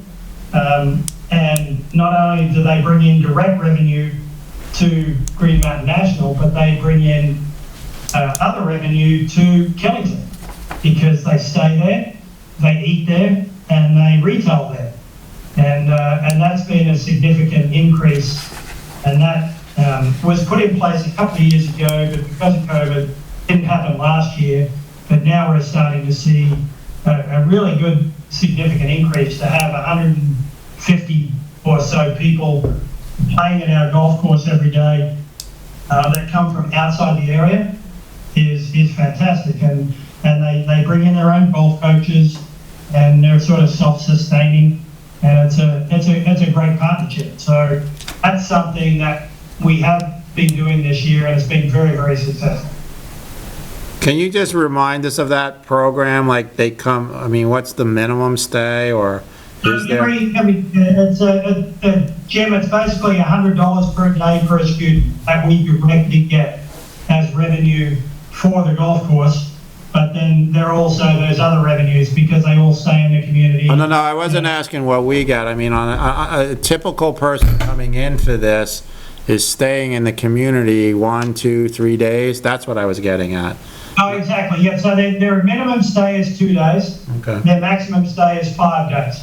Okay, that's what I was looking for, because Steve... So it's either a minimum to maximum of 5. I don't think there is a maximum. I mean, if folks wanted to stay for 10 days, they could. Right. But, you know, having run a golf school, that's... beyond the school. Would recommend that for anybody. Right. They come for the school, which is 5 days, but they may want to stay, longer than that. Yeah, I was just getting more to what you always say, that this is something where we could actually say there's 250 room nights minimum that are booked because of a My point about property. the money that the course brings into the town. Right, so with a 2-day and whatever, and it's, the year's not over, but it's 124, say 125 times 2 minimum. So this is something that we can say that is a lot, it's not just the $100 a day for them being on a golf course, it's another $100 plus whatever they spend in town. That's all I was getting on that, David. No, exactly, and the folks at Bird Golf have come up with a number, and I will get that to you guys, as soon as I can, but it's a quantitative thing, because they all pay accommodation, they all stay in lodges, and it's a real number, for sure. So now, PJ sent me an email. Did I send it to all of you guys, or did I just send it to you? I didn't see PJ. I think you might have just sent it to me. I think I sent it to you. Sarasota or whatever it was? Yeah. Is PJ on or no? No. Not sure, I sent him a link, but maybe not. Okay, so PJ. It was from you, though. So, Hey, I sent it to you. David, I have a question that, I'm not questioning numbers. It was an explanation that someone asked me about that kind of zooms into our meetings. The second line, there's 18-hole green fees, and then it says special green fees. And I thought that was like when we have groups and stuff that come in. And they just asked what the difference was between a special greens fee and an 18-hole greens fee. All it is, it's a process thing within our POS system, is that when someone comes in and it doesn't, like when we click on our T-sheet, it brings up the number, and if that number is not right, then we need to go into our POS and change that number to make sure that it's right for the guest, and that's what a special green fee is. When you say change, It's us adjusting the number based on the accuracy of what that person should pay. Okay. No, it was just... It's like a call at the line of scrimmage. That's what it is. It's inaudible. Inaudible. So if they say they got 4 and they come in and they have 5 or they have 3 or whatever, it gets thrown there? You're changing numbers. They're not necessarily changing numbers, but it's an occasion rate because not everyone announces that they're a Vermont resident. Not everyone announces Yeah. that they're a Killington resident. So sometimes, and when there's, when the shop's busy, that's just what happens. That's a place within the POS that allows us to move away from the T-sheet and to process green fees so that we can get folks out on the course. Okay. Okay, all right, thank you. So now, Chet's setting up this letter from Oh, I did see PJ. this. Yeah, I thought I did sent see it this. too. From David Boswell. Your company has been listed as a reference by Brown Golf. This has been submitted. They need it by, I think, the 31st. I'm just going to say that, this was the one that I had mentioned before and said get it on the agenda. Right. So it's here. I mean, this is just something I feel comfortable that the town manager should fill out as the town manager for us. I mean, we're very pleased with Brown Golf, and I'm sure you'll get that in there. Yep. So, instead of me filling out this question, I'm just gonna say that Chet should fill it out for Yeah, and if they us. need a board signature, And just if let they me need- know. It looks like it's just, you know. I think it's just an online. Town manager will be fine. Yeah, it's a survey. Yeah. Yeah. It takes 2 minutes to complete. All right, so if you can just do that tomorrow. Yep. So that way they have it before the 31st of the month. Yep. Okay, David? Let PJ know that Chet will be filling that out tomorrow. Okay. I have one question. Sure. Hey, David, this is Chuck Claffey. Have you guys been able to do anything in terms of like junior golf and like clinics and stuff for kids this year? This year, we have not, and it's much to my detriment. I mean, not my detriment, but I'm sad about it because we don't have enough staff. Yeah. So we have a teaching professional. His name is Jonathan Brisbane, and he's been there all season, and he's available for lessons. But in terms of junior clinics and providing a regular, something that can, we can do from week to week, we haven't been able to do that based on our staffing. So I'm not happy about it. I would like to, and I will change that next year. But this year, we haven't been able to provide that. Yeah, I understand the staffing issues. I would like to just iterate, there is, I think, a pretty good opportunity there, as there's been a tremendous amount of new families moving into the area. This elementary school is up 25% in enrollment. So there's a lot of kids here this summer and full-time kids, so it'd be great if you could, get that on the radar. I think it could be very popular and good overall for everybody in town. And I know from personal experience that Jonathan's like right out straight. Yeah. And just like a suggestion is that if it's just like a week or 2 week or whatever somewhere, and maybe we work together with the rec department, just like we do for tennis, and that, we find out from you what it would cost to bring in a staff just for the 2 weeks to say that we're having the junior golf, and we run it through the rec department and then send it over to you, and the rec department would then, pay the person to do it. Sarah and I spoke a lot earlier this year, and we were really trying to get something happening, but it just came to the point where I wasn't able to provide the service that I was comfortable with, just based on the staffing levels. So we just decided that, we weren't able to offer a golf clinic for juniors this year, but that's not something that's normal. That's just based on what's happening right now. And, my goal is to have something that's better than that next year, and we'll plan on that for sure. Okay, so it's on your radar and it'll get worked in for next year. Absolutely. Okay. What about night? I mean, I don't go there. Are you guys doing like Thursday night, Wednesday night? No. Whatever? We haven't run any leagues this year for the same reason. Yeah, it's just, we don't have any staff. They don't have someone to run it. It's one of those things, we put all our efforts into the golf course. If anyone walks in the door and wants to work, they work on the ground crew.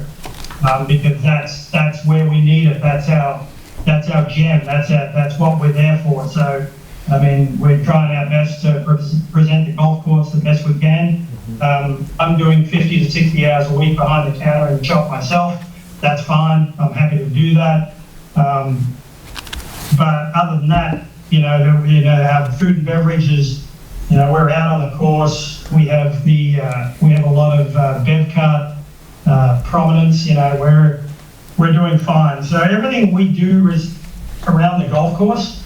It's being less and less around the clubhouse. People come in at the end of the day, they have a beverage, have something to eat, and they leave, and that's fine. That's just sort of the way it works. So we're trying to entertain people while they're out playing golf. Okay. That's been our purpose. Okay. What else we got? Just the treasurer's report for golf. Yeah. Currently, at the end of June, we have a positive $157,418 in the pro shop, and that does include the $100,000 loan. The great thing is we really barely needed to get into the $100,000 that we advanced ourselves. We have the approval for $250, and because we could take partials, we only had to take the $100, and we have $55,000 in the restaurant as well. So we're a little over $200,000 to the good. With owing 100 to the bank. With owing 100 to the bank. So we we're technically 110. Yeah, so we're in a pretty good place, given it's the end of June and our best months are yet to come. We're in a great place, Yeah. having $110,000 and. Yeah. That's right. Yeah. So we're very happy with where it is, and I just wanted to point Yeah. that part out. The roof. The roof is. The roof, hopefully we'll get done soon, right? Yep, I think they were talking about in the next couple of weeks, we had the stuff delivered, and that was a couple of months late, so the contractor was in other jobs, and as soon as he breaks free, he'll be there to put it on. Okay. Speaking of, like, construction in the area, we did reclaim Barrowstown Road today. We have a Right. couple of culverts that have to be replaced. Yeah. We are planning to wait till after September 30th to do the culverts, so that we don't really impede the traffic too much related to the golf course. So what will happen is we will do those repairs, we will put the new gravels in, and then we will roll it and throw some millings on top to get through the winter, and we'll pave in the spring. And we are also doing a similar project, but it will all be paid, we just reclaimed Schoolhouse Road at the same time. We will be stripping that and getting it ready. It will be rolled and paved before school starts. Sounds good. Got anything else, David?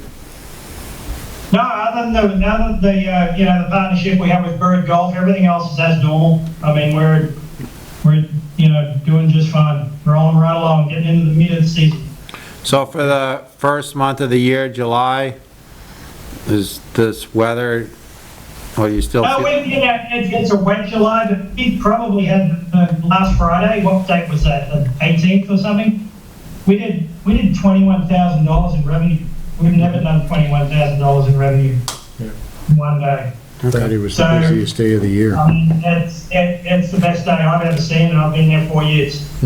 So things are trending in a positive direction. Last weekend was wet, but we still did just fine. So we're targeting those groups of 16 to 20 to 24 people.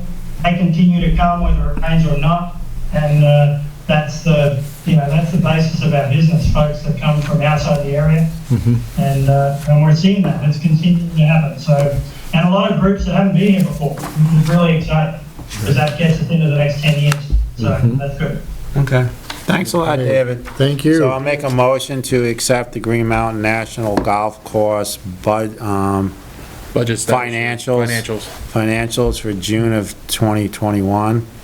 All in favor? Aye. And I'll make a motion to accept the Treasurer's report. for the golf course also Okay. for June of 2021. All in favor? Aye.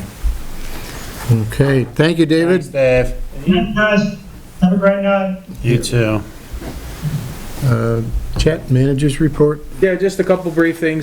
There's been some questions related to crosswalk and stop bar painting. We did get the striping done early this year. They were supposed to be here the same week.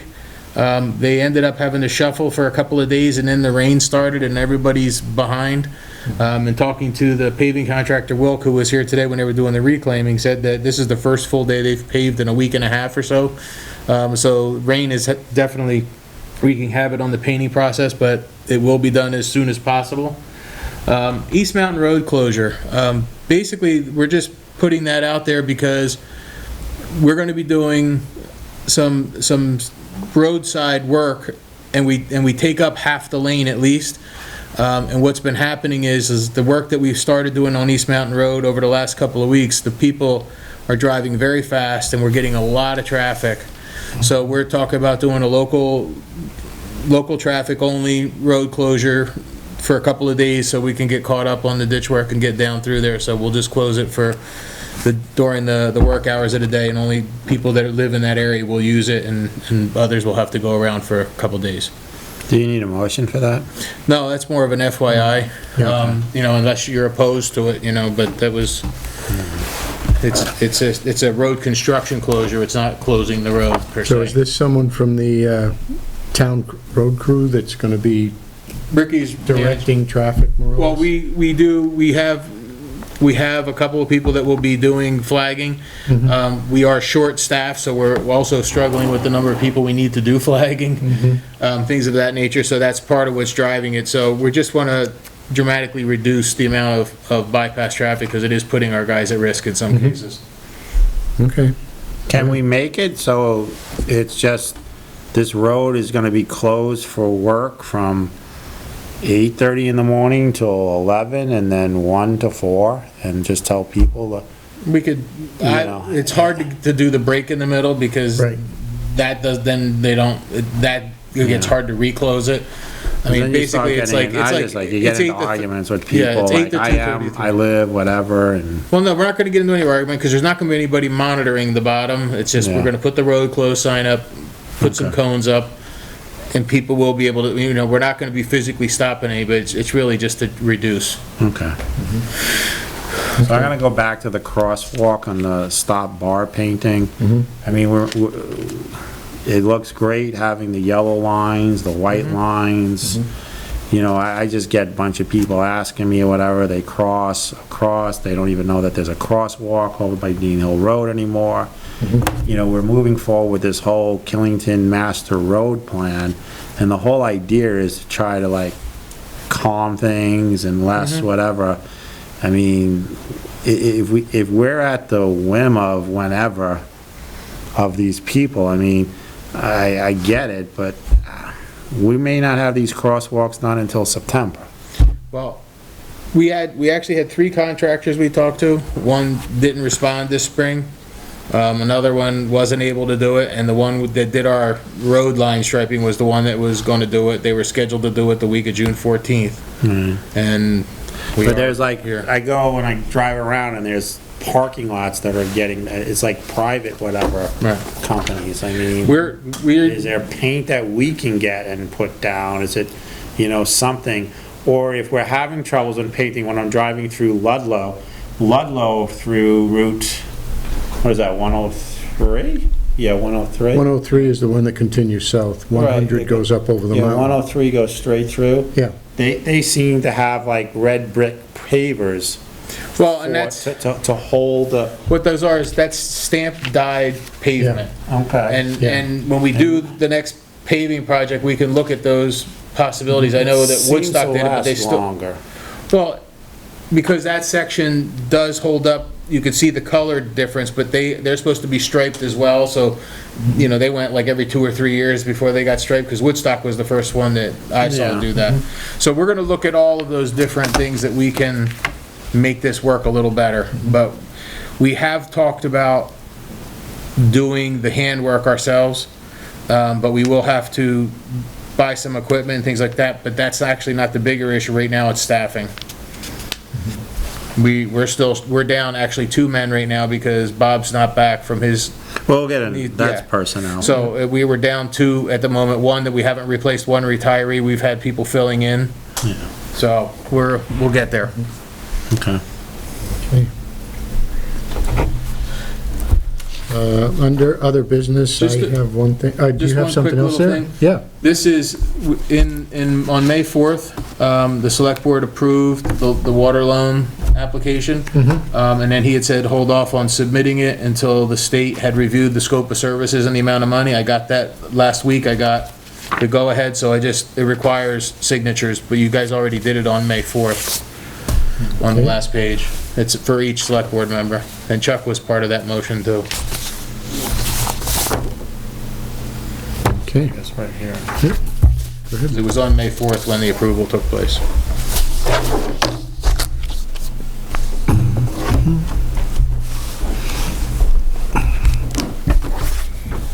You get the sign, Chuck, because it's May 4th. Yeah. Yeah. God, you hung around. And that's all I have. Underneath other or managers report, then, the planning commission had a meeting today. Oh, yeah, and I do have that too, other Okay. business. Sorry about that. So, thank you for reminding me. Today, the Planning Commission had a meeting regarding the Killington Road Master Plan. A motion was made and approved at 9 o'clock this morning, and wanted to let you know what that is. A motion is made to accept the final draft of the VHB Killington Road Corridor Study.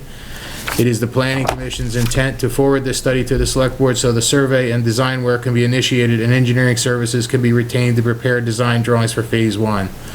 The Planning Commission would like to note two concerns that were not adequately addressed in the VHB study, which need to be considered in the design phase of the work: the addition of the pavers or a similar product as a buffer between curb and multi-use path where feasible, and the other is research as to the drainage impact of curbing along Killington Road.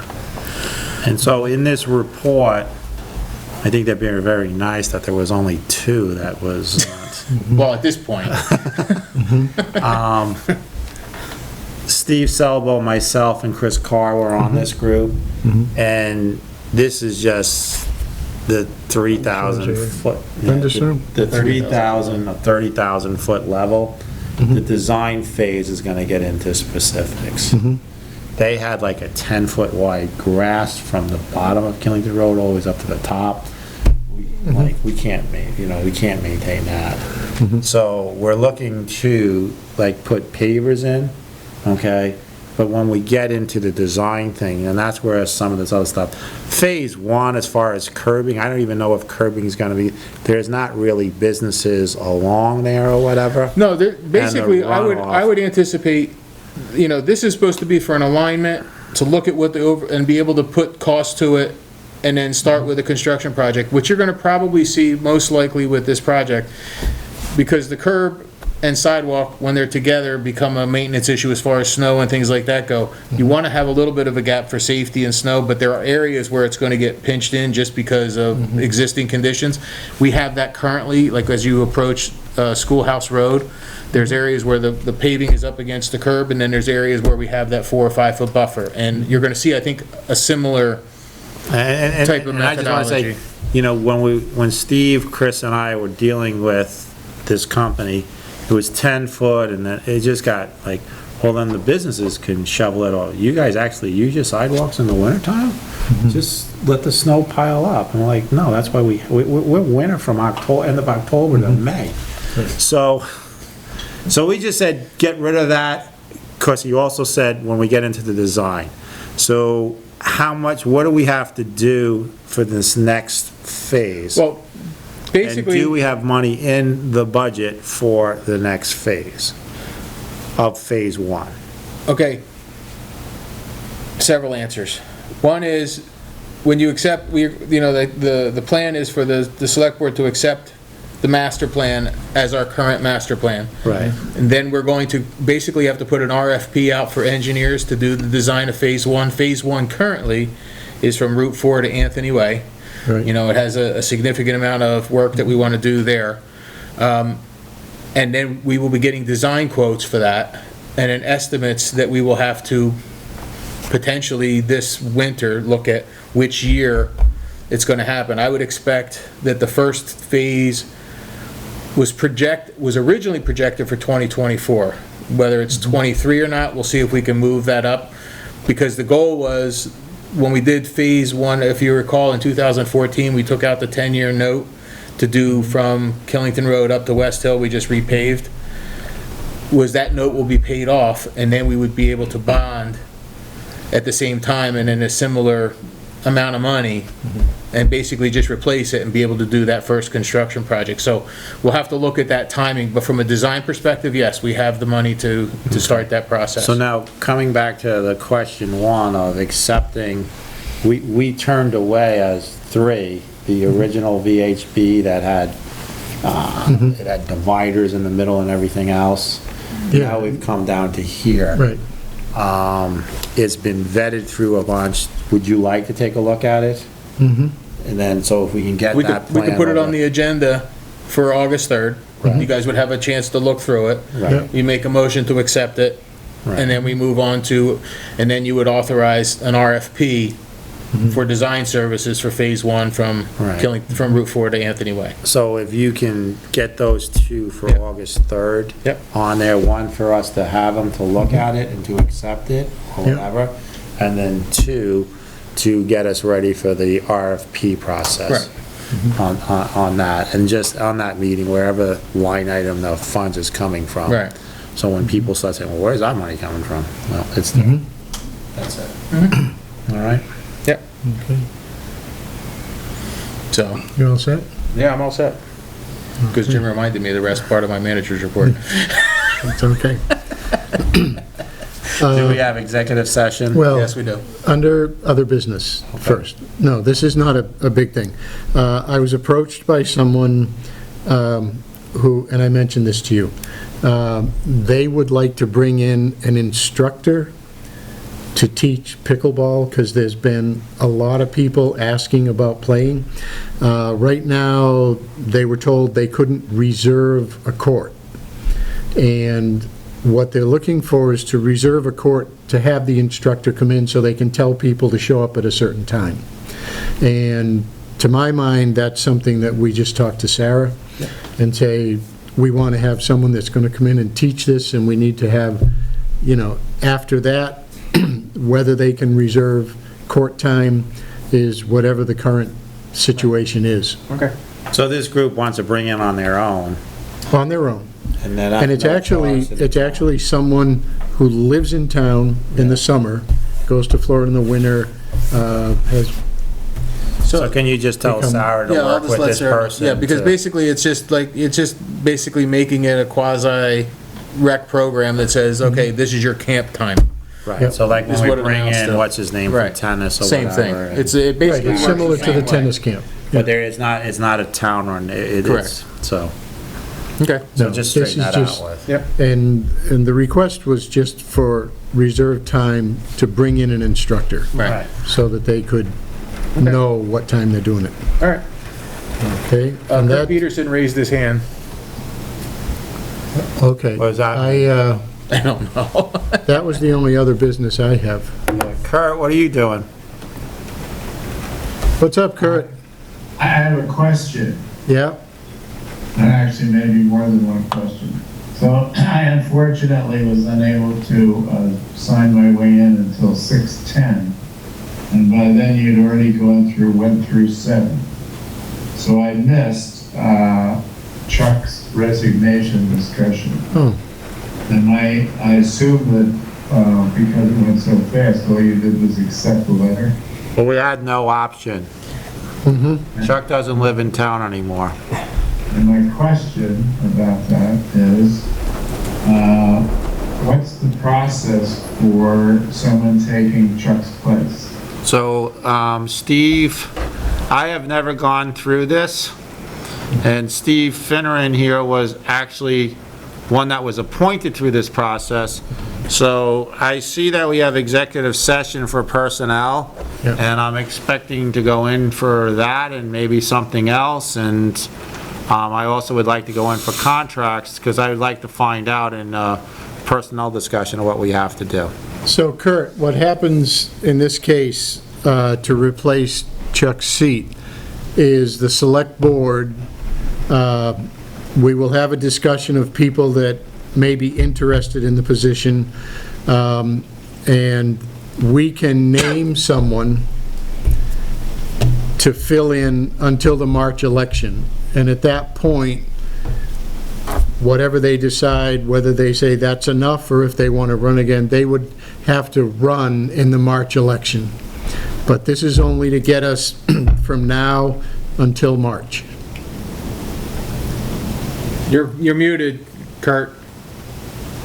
That would avoid one-to-one ties, which makes sense.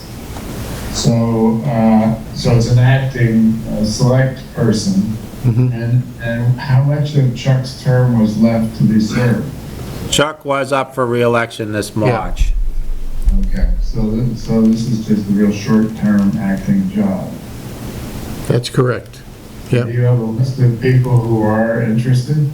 I think that's one of the reasons I would That's like to go executive into session. executive session Yeah. underneath personnel. I'm Yeah. sure we have a list, each one of us, and I'm sure when we come out, we're gonna explain what, Yeah. whatever. All right, so is it worth waiting around, or is this gonna be a time-consuming thing? Time consuming for you. You gotta go out and feed the sheep. I do, actually. I know. Yeah. So, All right, thank you very much for accommodating my questions, I appreciate it. thanks a lot. And we can notify you what comes out of executive session. That would be wonderful, Yeah. and I'm sorry to see Chuck go. I think he's done a fantastic job on that. We all are. Yes, we are. Thank you. I'm sad to go too. Bye-bye. Okay. Bye-bye, Kurt. Thank you, Kurt. So, entertain a motion to go into executive session At 8:39 8:39. for personnel, and I lost my contracts. You have a contract? Okay. Yeah. All in Okay. favor? Are we, Are we what? are we gonna need to reopen and put it on the record? I would think so. Okay, so I'll just pause recording. Yep.